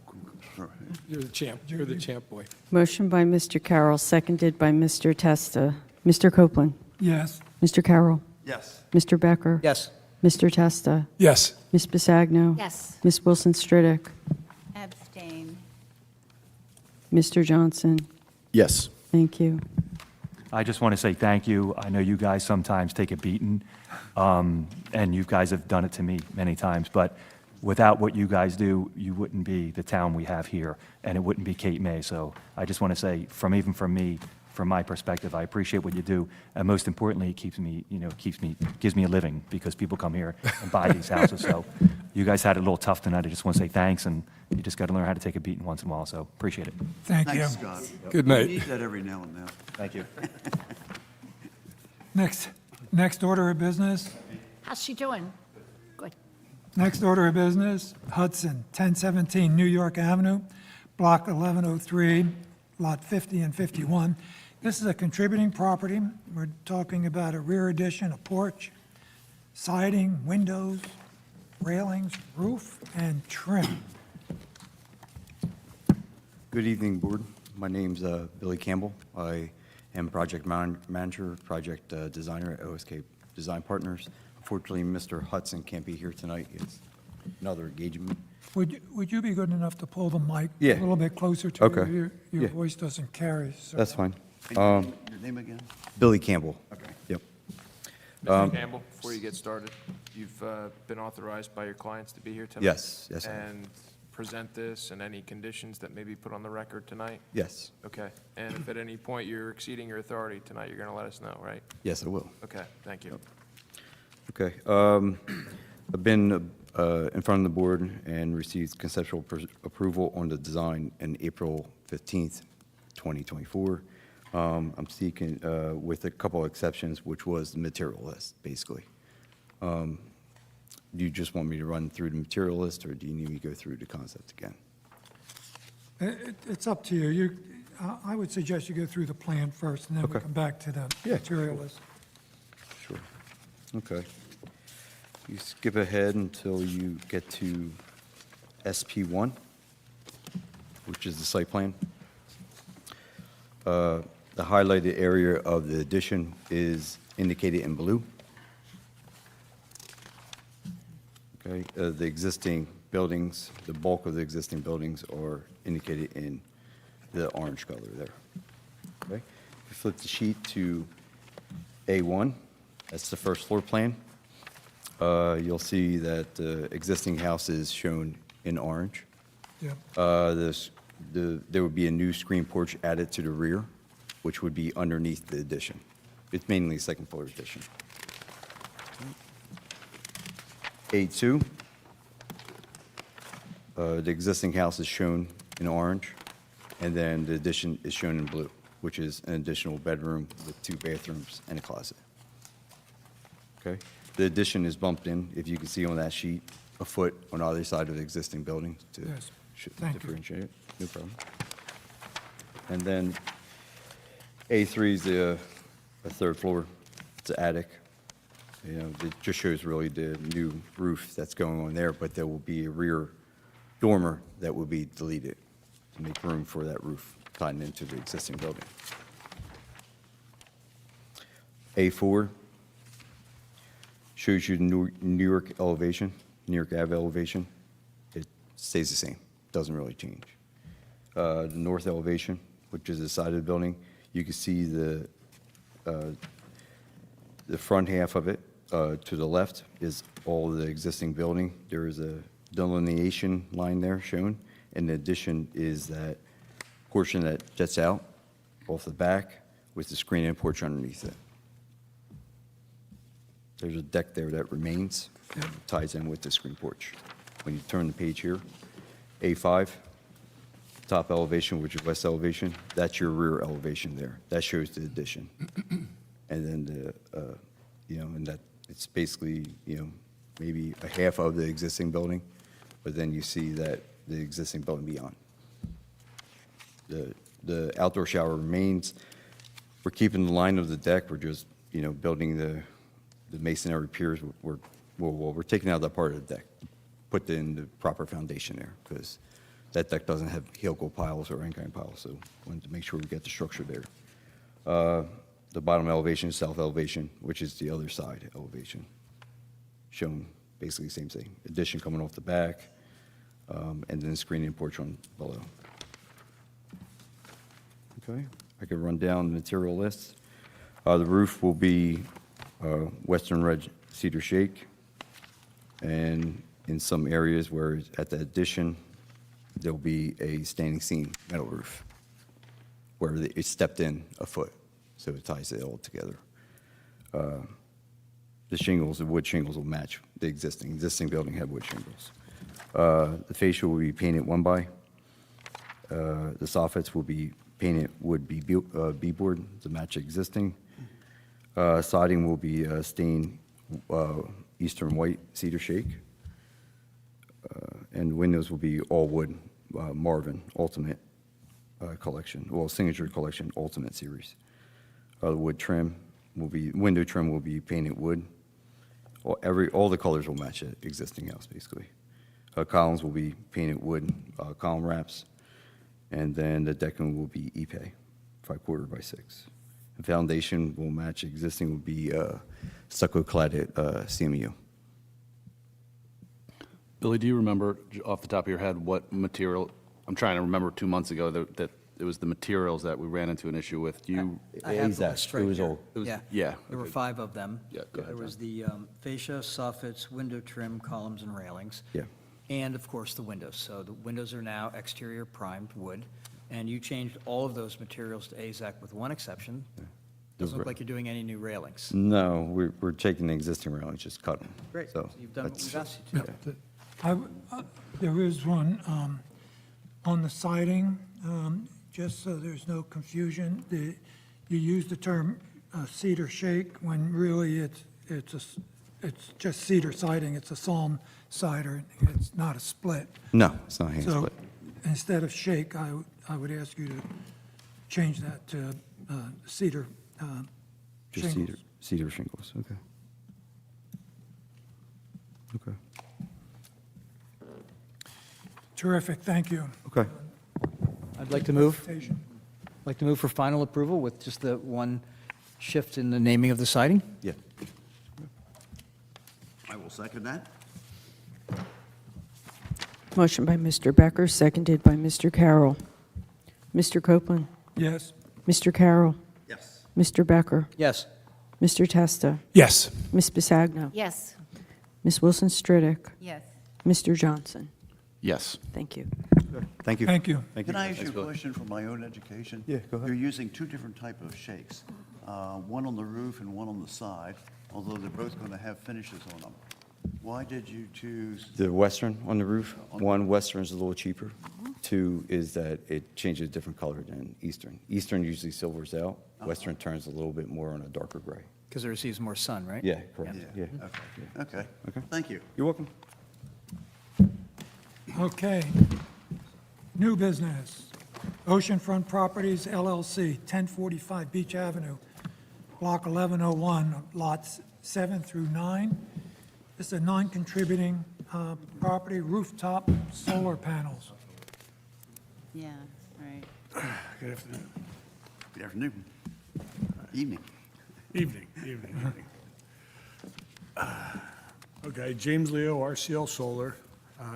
You guys have the packet in front of you. I know how thrilled Cape May is about solar panels. I've sat here before in front of you guys. This is completely on the flat part of the roof, 4-foot zone minimum all around. You can't see anything from the street.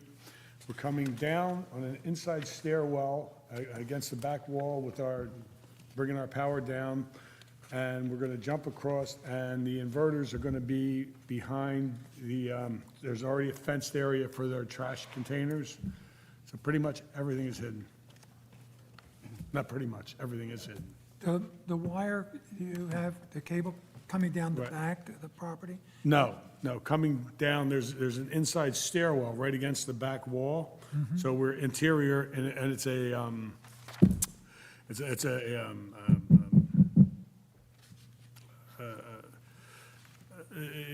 not for the guests, there's an inside stairwell there that we're gonna come down through each floor once we get to the ground level, and it's, Service stairwell?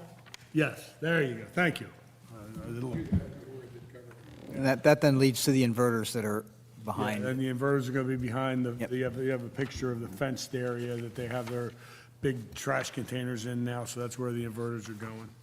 So that is on New Jersey Avenue? Yeah, well, let me see a picture of it.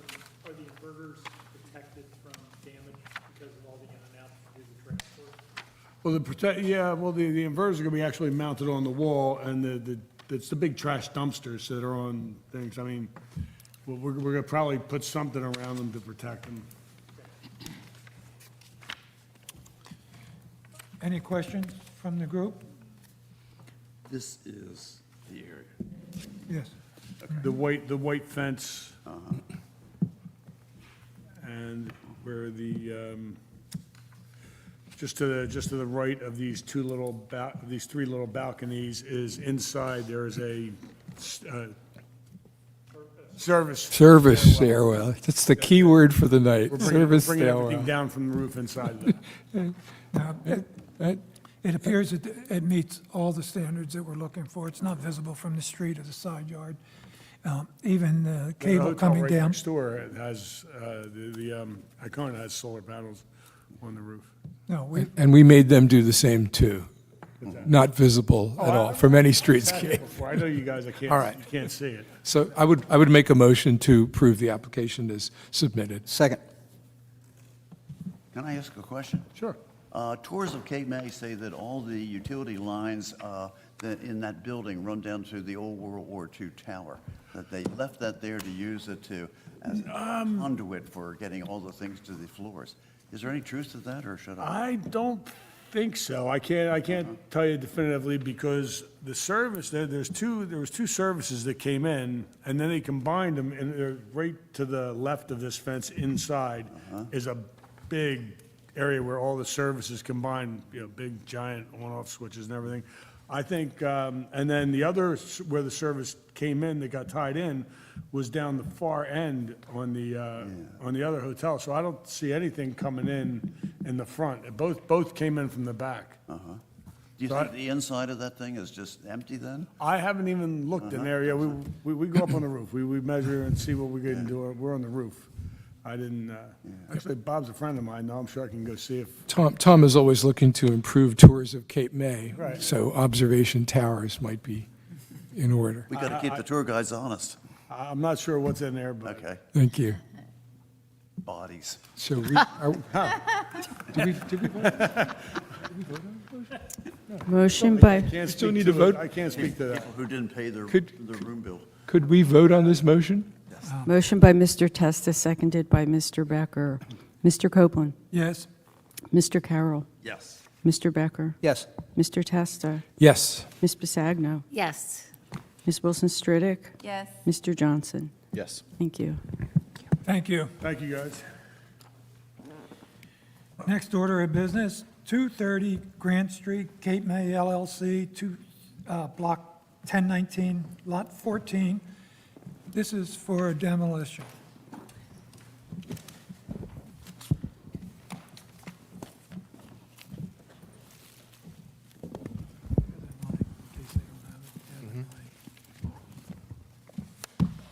Hello. Hello. We need name and Yep. relationship to the property, please. I'll introduce everybody. Good evening, Mr. Chairman, I should say, members of the commission. My name is Peter Chicanius. I am an attorney at the law firm of Highland Levin Shapiro. My office represents the applicant, which is 230 Grant Street, Cape May LLC. It seems that tonight the applications have gotten progressively easier as the night has gone on. We sincerely hope to continue that trend, which means I'll talk as little as possible. Just introduce the application briefly. This is for the property located at 230 Grant Street, Block 1019, Lot 14. The request is a relatively simple one. The applicant is seeking an approval to demolish the existing family dwelling, single-family dwelling on site. The only thing I'll kind of make mention of is that this is a non-contributing structure, as noted on the city's property report, and I'm just going to quote from the second to or the last paragraph, I should say, on page 2 of that report, which indicates that the present house was built on a portion of the former depot track bed area sometime between 1945 and 1956. Since 1987, it has since been added to and altered at the back, reclad in vinyl, and its windows have been replaced. And I'm going to highlight this portion. The property is a non-contributing property in the historic district by virtue of the building's construction date after the period of significance. So what we're looking to do today is demolish a non-contributing structure and then eventually, hopefully, replace it with something else. We have two witnesses with us here tonight. The first is Ms. Catherine Healy. She is the principal of the LLC. She would like to make a statement. And then we have our professional engineer and registered architect, Mr. James Chadwick, as well. So without further ado, I'll turn it over to Ms. Healy. Good evening. I think you know me, except I haven't met Steve before, so hi, Steve. Family generation, I'm seventh generation in Cape May, go back to the 1840s, my mother's side. And I was here a year ago, and I was going to demolish the house next to me. And my neighbor saw me at the hearing and came to me and said, "Why don't you buy our house?" And I did. I have 3 children, and I now have 3 continuous properties on Grant Street in a row. And I wanted this property because I want my children and my children are 8th generation and they love Cape May. And they're soon about, my middle daughter's getting married in Cape May in September. So we're hoping to have 9th generation in the near future. And I come today because it is non-contributing. I look to put a very reasonable home for the neighborhood. You've taught me well. I've listened to what you taught me last year. And I'm working with Jim Chadwick, and we're hoping next month to present where we're going with the property. I would, just to perhaps save a little bit of time, there's non-contributing property. It seems pretty straightforward. We can always have a lot of questions or challenges, but there's 9 points that have to be made on a demolition. It doesn't require a lot of verbiage, but succinctly, if you would answer each of the first 7, the last 2 points deal with transfer. So the first 7 points of demolition, if you would share that with the group. Certainly, Mr. Chairman, you beat me to it. So without further ado, Mr. Chadwick, briefly, could you just, well, he's been before this board before, do our qualifications? No, it's not necessary. So he's a professional engineer, registered architect. He's happy to discuss his education and qualifications to the extent the commission wishes him to do so, and he's going to take us through each of those factors. I think we can deal with the first 7 factors. We can go right there. Thank you, sir. As has already been stated, it's a 1.5-story, single-family residence. It's a colonial revival style. It is, as already been said, a non-contributing structure. So the first point, number 1, that I need to discuss is its historical, architectural, and aesthetic significance. My comments are really simple. The building has no known historical value. It's a non-contributing structure, and this board or a prior board has already determined it to be non-contributing. No famous people that we're aware of died at the property. No battles were fought on the land that we're aware of, et cetera. It's a simple 1940s, 1950s building that has really no architectural significance. I need to talk about its current and potential use for those purposes currently permitted by this chapter or for the use proposed.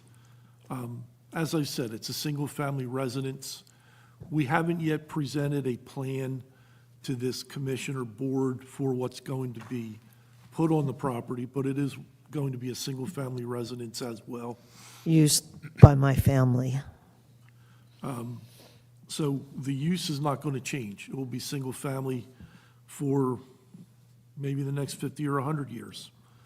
I have to talk about the building or the property's importance to the city and the extent to which its historical or architectural value is such that its removal will be detrimental to the district and/or the public interest. As I've already said, the structure is non-contributing. The building has no historical or architectural value, and as such, in my opinion, its removal will not be detrimental to the district or to the public interest. The colonial revival style with the front-facing gable is a very common building type. I think if you drive down Route 9 in Cape May County, you'll probably see a couple hundred of them. So it's a building that has no true historical or architectural value.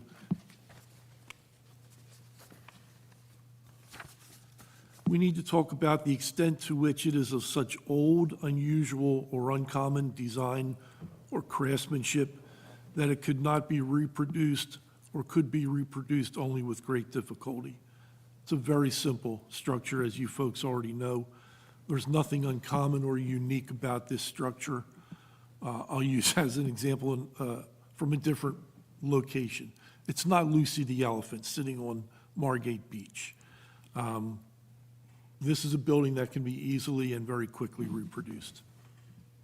I have to talk about the extent to which its retention would increase property values, promote business, create new positions, attract tourists, and stimulate interest and study in architectural and design, or make the city a more attractive and desirable place in which to live.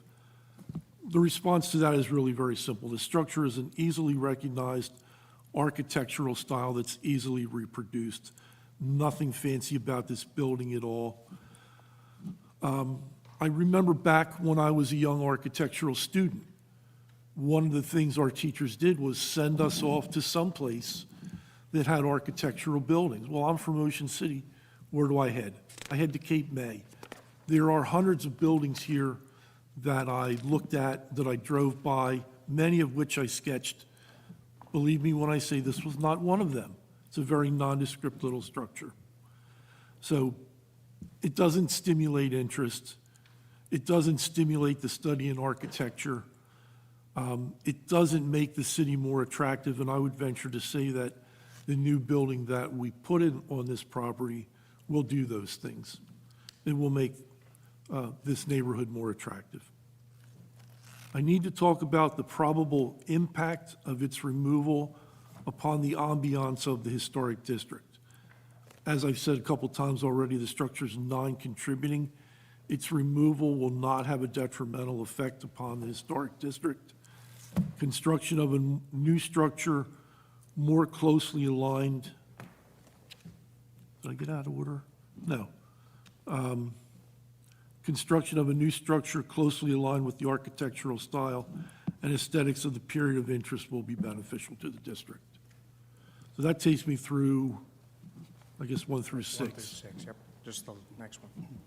Number 7, the structural soundness and integrity of the building and the economic feasibility of restoring or rehabilitating the structure so as to comply with the requirements of the applicable building codes.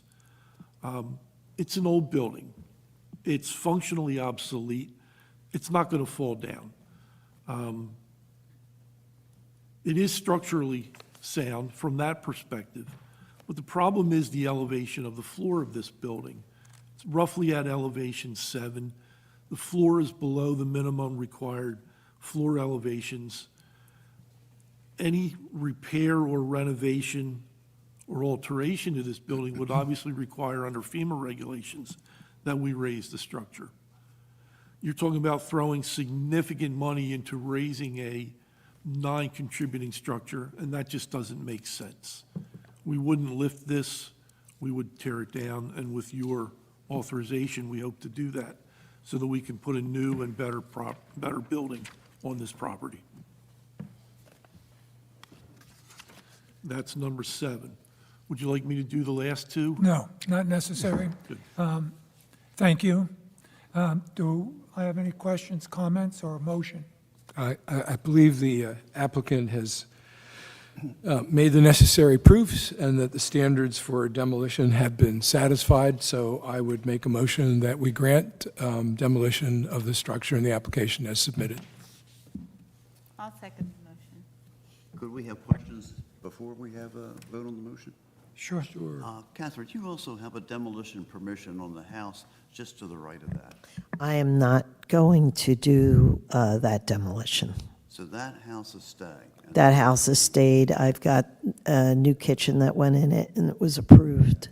have you surrendered that You know, application? I would like to ask, because there was quite a bit of money tied up in that, and I asked about that to get credit, because I think it was like $1,800 or something. So I'd like, Taking both these down is no, I'm not taking, no, I'm not. Actually, when the neighbors came to me and said, we would like to use this as our retirement fund, I said, that's fantastic. The assessment would be independent, Tom.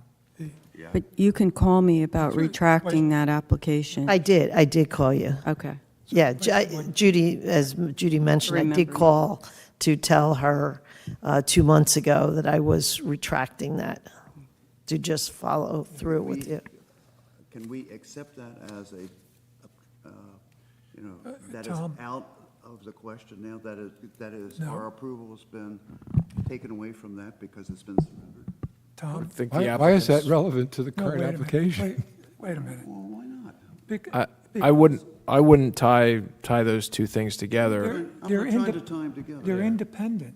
Okay, if you want to vote on this, and then I would just like to say that if there's no further intention of demolishing that house, I would like that to be on our record. That's great, because I think that allow me to, Judy was not sure how, I did contact Judy almost a full 2 months ago. And you're representing into a microphone tonight to this board that you're abandoning that Yes, that permit, okay? I don't think that that's tied to what we do here tonight, Right. but you're representing that to the board. Yes. And asking Yeah. that be That retracted. will make Mr. Carroll more comfortable, but Right, it isn't and- part of the and approval vote. to the entire board, I really play by the rules. I really try to do things in the right tendencies. So I'd like to get that housekeeping cleared on 236. And we have put some renovation through the proper channels through the winter. So we're talking 230 and 230 only. Yes, 230 only. Do I have a motion? I think I made it. Yes. And Motion? I think it got seconded. This is before it was Right. opened up for another question. got- Sorry. Motion. Okay, Judy? Motion by Mr. Testa, seconded by Ms. Wilson Stridick. Mr. Copeland? Yes? Mr. Carroll? Yes. Mr. Becker? Yes. Mr. Testa? Yes. Ms. Bisagno? Yes. Ms. Wilson Stridick? Yes. Mr. Johnson? Yes. Thank you. Thank you very much. Thank you for your time, and I do love Cape May. Thank you. And I want Generation 8 and Generation 9, and my properties are legacies. And that's something to be very proud of for the Historic Commission, to have legacy properties. Thank And there was a reason my father drove 54 miles each day. There was 50 other resorts to go to, but there was a Sissy Kelly King Healy that he came to in Cape May. Oh. And I'm wearing her earrings tonight. Oh, She is present. terrific. You want that in the record? Oh, no, she's up there. Thank you. Thank you for your time this evening. Thank you. Good night. Thank you. Good night. The payment of the bills has been completed. I'm sorry. Public, open to the public, Warren? Oh. Well, we have two members from the state, so they're the public, but they're not going to present anything tonight. Are you? No. So we'll close it to the public. Okay, as mentioned, payment of the bills is done. Historic district map, as some of you may have noticed, the historic district map was not accepted as presented at the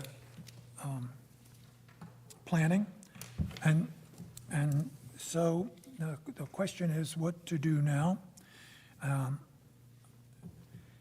I believe we should revisit it once again. And I think there's going to be a real need for understanding and acceptance of streetscape. But I think it should come back before the HPC. And do I have any questions or observations or comments? Well, I think it's certainly an issue that this board has, this commission has passed on. We've passed on and approved a definitive map, adjusting and correcting the prior map. So there is a map that this commission has approved, and that, it seems to me, is something the commission ought to take up and present to the planning board, to any other body in the city that needs to approve it, and ultimately, I'm assuming, city council, which would adopt the revised historic district.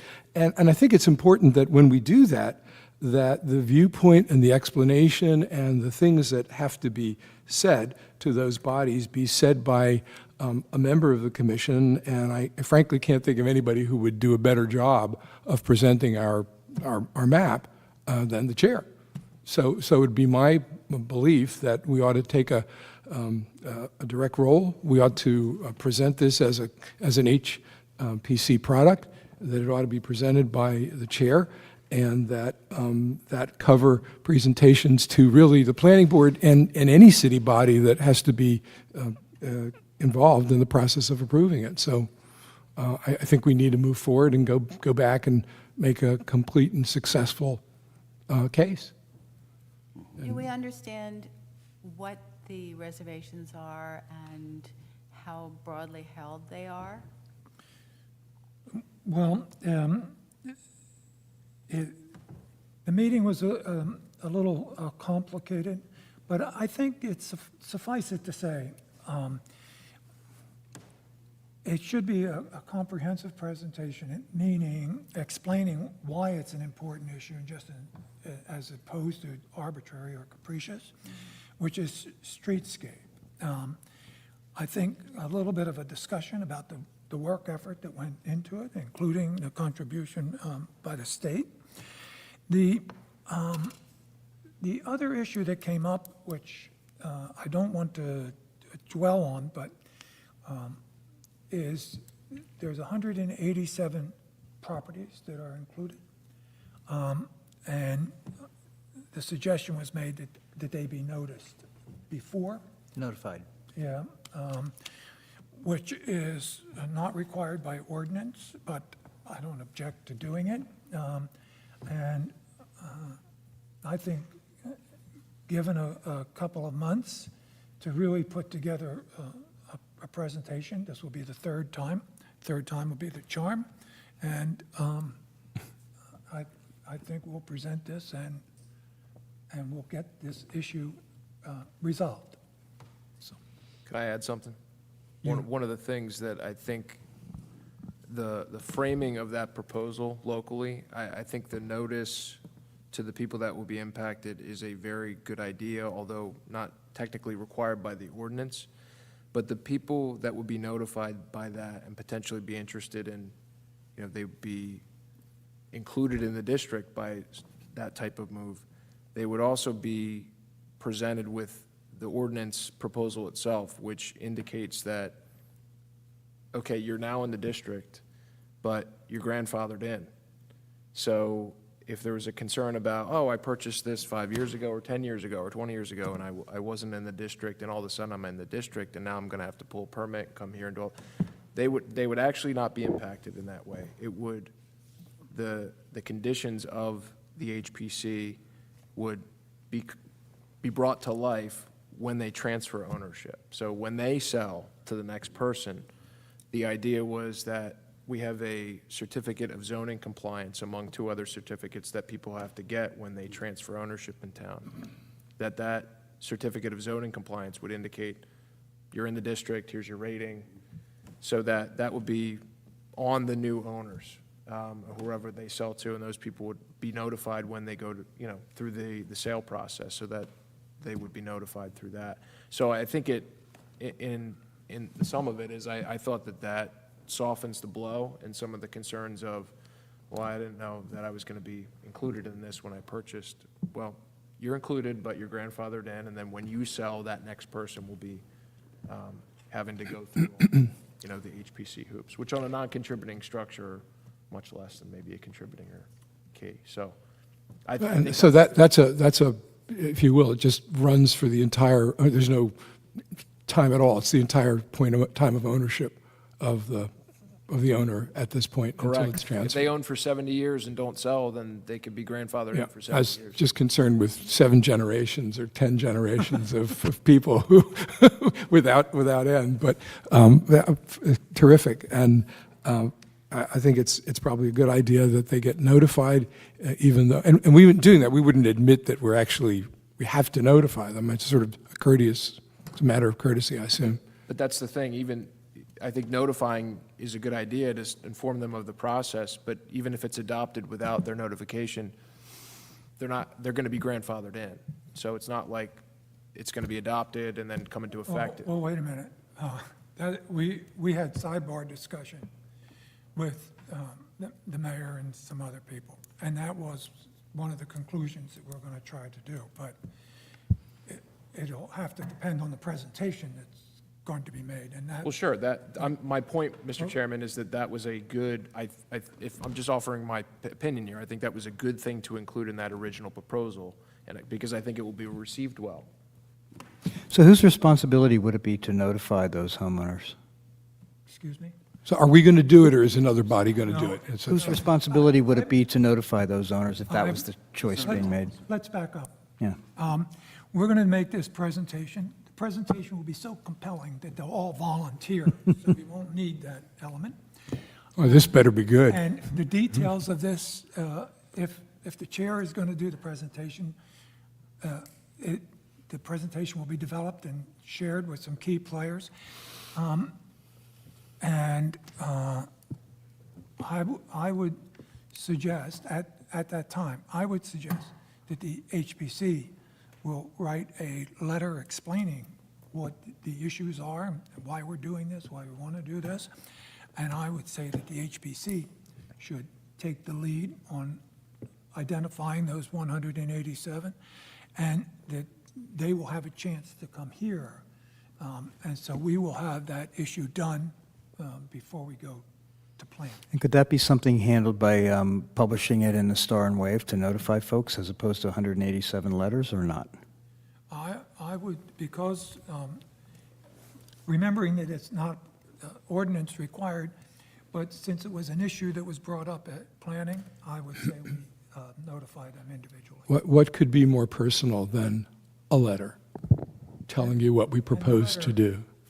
Yeah. Just, we're just going to have to spend the time and effort to send them a letter. No, I think it's a great idea, yeah. It's not So that many. you guys might recall that in December, when we had this whole conversation, it was really confusing because there were, remember at that meeting, there were 4 different maps at which we were looking. They were all basically composed yes. at different times. And in fact, we even decided at that particular meeting that the map that we were all agreeing on had a date on it. And it was relabeled and dated December 11th. So Yeah. I think that there may be some lingering confusion about the anomalies that may not yet be clarified. And I think our chair is the individual here in town who understands more than anybody those anomalies and should make that presentation. Yeah, I mean, and it ought to be the map that was approved by this commission. I mean, I think that's what we're talking about, a presentation relating to the map that we approved, presented by the chair. I understand you might even have some language, John, that you... I do, actually. I composed a proposed motion for this particular item, and if the chair would indulge me, I'd like to read that motion. Yes. By all Motion? Okay? So since the commission developed, considered, and unanimously approved at a public hearing on December 18th via Resolution 2023-47, an updated map dated December 11th, 2023 for the Cape May City Historic District, which among other things is intended to fix boundaries, to clarify certain anomalies within the district, and to include a grandfathering clause, I move that the commission now designate and appoint its chair to develop and make a comprehensive presentation to the Cape May City Planning Board before the end of the summer 2024, and to any other city body as thereafter required or deemed appropriate, in each case in order to finalize said map as the official map of the Historic District of the City of Cape May. You may notice that there's some legalese in there, so I had a lot of help from Jim in writing this. Some help. Do I have a second? I will second that excellent motion. I'll give you a copy. All right, motion by Mr. Becca, seconded by Mr. Testa. Mr. Copeland? Yes. Mr. Carroll? Yes. Mr. Becker? Yes. Mr. Testa? Yes. Ms. Bisagno? Yes. Ms. Wilson Stridick? Yes. Mr. Johnson? Yes. Thank you. The next order of business is an update on the HPC bylaws. Well, this will really be short. And because there really is no substantive substantive case here to make, other than having thoughts that, and this has been essentially a 2-year project for which I'm completely responsible for the delay. Fortunately, the regulations and bylaws haven't been key to our proceedings from meeting to meeting, but they need to be modernized and they need to be brought up to speed and made consistent with current law. But I have had some changes of thoughts about how we might do this, and that was to, and generally the overall approach I was going to take was to take the regulations that have been enforced for quite a long time, try and see if there were instances where we could modernize them to be more consistent with modern practice, eliminate things that we might be able to solve and do by means of individual motions and resolutions. Too much in the regulations are frozen in there. And there are situations where, let's just say, meeting times, for example, and duration, where those things ought to be done by motion and decision of the commission from time to time, and not welded into bylaws that we have to amend. So that's sort of an approach that I'd like to take.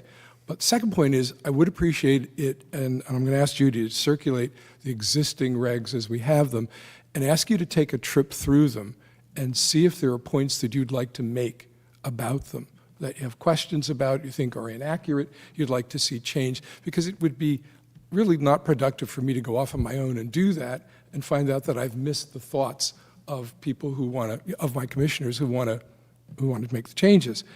And third, since I'm not really going to practice law, but I'm going to take a crack at doing the draft, I expect that when I get through, to make sure that the proposal will be consistent with current New Jersey municipal land use law and anything else that applies, I'm going to propose to turn it over to Chris for a review.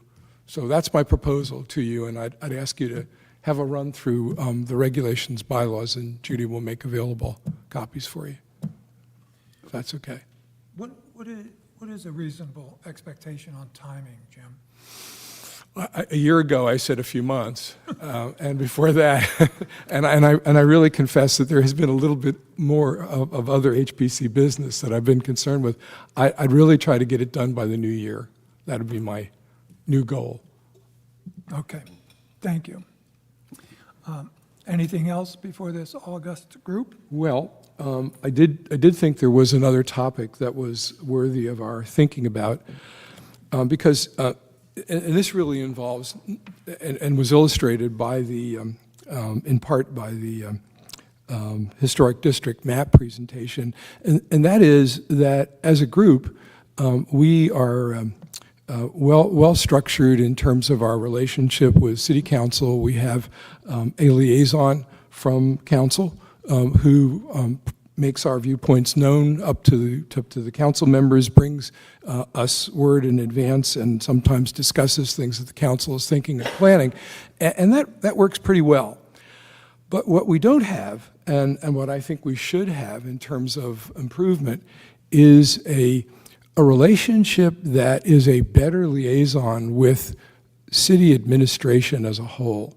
And because we can't ask Lorraine to do more jobs than she already is with respect to the council. I think we should have an input to the administration, and I mean the city officers and agents and employees. I think we should have a more direct pipeline to them, and that could mean that we would assist them in the things they do that are relative to the historic matters that we handle. There are lots of applications, there are grant applications, there are things that go on with respect to the state that this commission could be of assistance with in the time while they're being formulated, rather than hear about them later, rather than have to react to things. I think we can be part of the process of moving the city's relations and historic matters ahead with our input before that happens. So I think we really could use a commission liaison to the city administration to help do that. And I point out that our chairman has been doing practically everything, and that is just something that it's unfair to have him continue to do everything with respect to interfacing with the city. So I think we need a member who will be a liaison to the city administration. And that's something I'd like to ask us to think about. And if we are of a favorable view to that, then I would like to structure it into a formal proposal at a future meeting. But are you assuming that the city's not going to give us a liaison of one of their members? But if they do, we would have our liaison to them, and they'd have a liaison to you. I think the input, Tom, since we have the deputy mayor with counsel to us, I think that what we've been seeing is us to the administration, not to the council. I'll let the deputy mayor and our council liaison cover that. But with respect to the city manager, with respect to other city employees, outside consultants, I think we need to be with them. So it's an HPC to administration liaison, and hopefully they'll accept it as constructive and assist them. I mean, we provided evidence of, for example, in the conceptual approvals and in the things we do to evidence our conclusions, and we spend a fair amount of time going over them, voting on them, debating them. So I think that assisting the city going forward, for example, with its applications to the state, with its applications for grants, where we can be of further assistance, we should do that. They're not exactly heavy on bodies to help out, and I think we could do more. It sounds like more of an liaison to work with the city managers. That's where I would put them. Officials. That's where I would put the emphasis, and let the city manager decide what's the best way to help him out. But that's where I would start. I will say this, I on the council side of things, I think the city council will be very receptive to that because they've certainly prioritized having the HPC's input before we send things up to the state. In terms of the fire station, the police station that is being formulated right now, having HPC's input and in some cases blessing for that is important because we view, or council views, this for what it is, which under the municipal land use law and recently court, you're viewed as an expert collectively with your collective knowledge, and that's recognized not just colloquially, but it's recognized under the law. This is an expert body. Yeah, and the city, the council, pretty well knows, I mean, the council's been around quite a while, and people on the council know the process we go through, and they know how much work we do put in on these things. I'm not so sure outsiders know, and that would be, I think, of great help to the city to step in and help the city with respect to its relations to the outside. So for tonight, the issue would be whether we as a group agree that this conceptually makes sense, and whether we would ask Jim to put together a proposal, or did you want to do more than that tonight? List of responsibilities. Are you also volunteering to serve as this liaison? I think the answer is yes. But I mean, it's all up to you all to decide who you want to do it and how you want it done.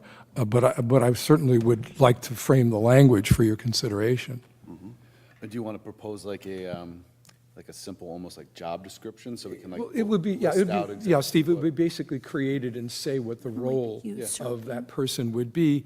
And it wouldn't necessarily be essentially a bylaw office. We wouldn't write it into the regulations, but it would be something that this body would just approve by motion, and it would become the way we would approach the city. So you're volunteering to draft that resolution for the next meeting? I'm volunteering to draft it and to submit it to our solicitor for his review. Yeah, I think, and just to be clear, I think, Mr. Testa, you're pointing to something in addition to the council liaison position. For that, the policy, priorities to go back and forth between this board and council, and then the city manager and administration deal with execution. And I can see there might be a different channel for different types of communication. And particularly because we have an HPC compliance officer, so you might consider having sort of a point person for that officer to go to, and that's on the administration side. So you might be able to kill two birds. Yeah, I mean, we'll do, if we create the role and the position, we'll volunteer that. We'll try to, suggest that the city work with us on that, and then we'll, try to go to them, and hopefully they'll know who to come to for us. And I do think that we can be of material assistance to the city in improving its product. Now, the city has been responsive in, if you look at the course of events, and with the exception of some slip-ups here and there, the city's been improved in terms of the way it approaches these things. It comes to us for our views on a lot of advisory reports. We've formalized the form of advisory reports.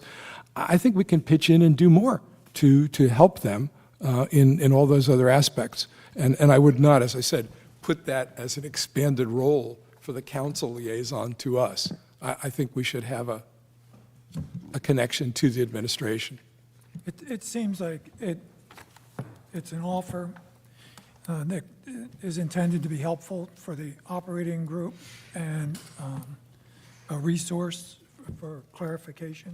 And I would hope they accept it, but I don't see a downside to making the offer. Well, if it doesn't work, I guess we'll find out about it. Well, I can give you an example, because we recently redid the Shade Tree Commission ordinance, the entire ordinance. Just redid that, and I worked for months earlier this year with them on that. One of the things that came out of that is that among their membership, they appoint a member that will be the designated point of contact for code enforcement.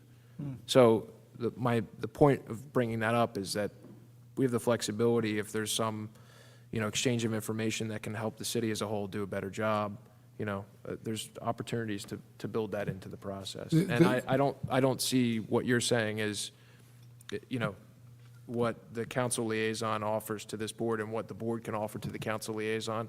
It might be a little bit different than what. Yeah, I don't think there's an overlap or a conflict with Right. respect to that. And the other part of it, as I mentioned earlier, is if you look at the structure we have, it either falls upon the chair or it falls upon the secretary. The secretary's extremely busy handling our own paperwork.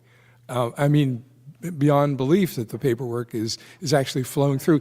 And otherwise, it falls upon the chair who has to do everything. And I don't think that's fair to him.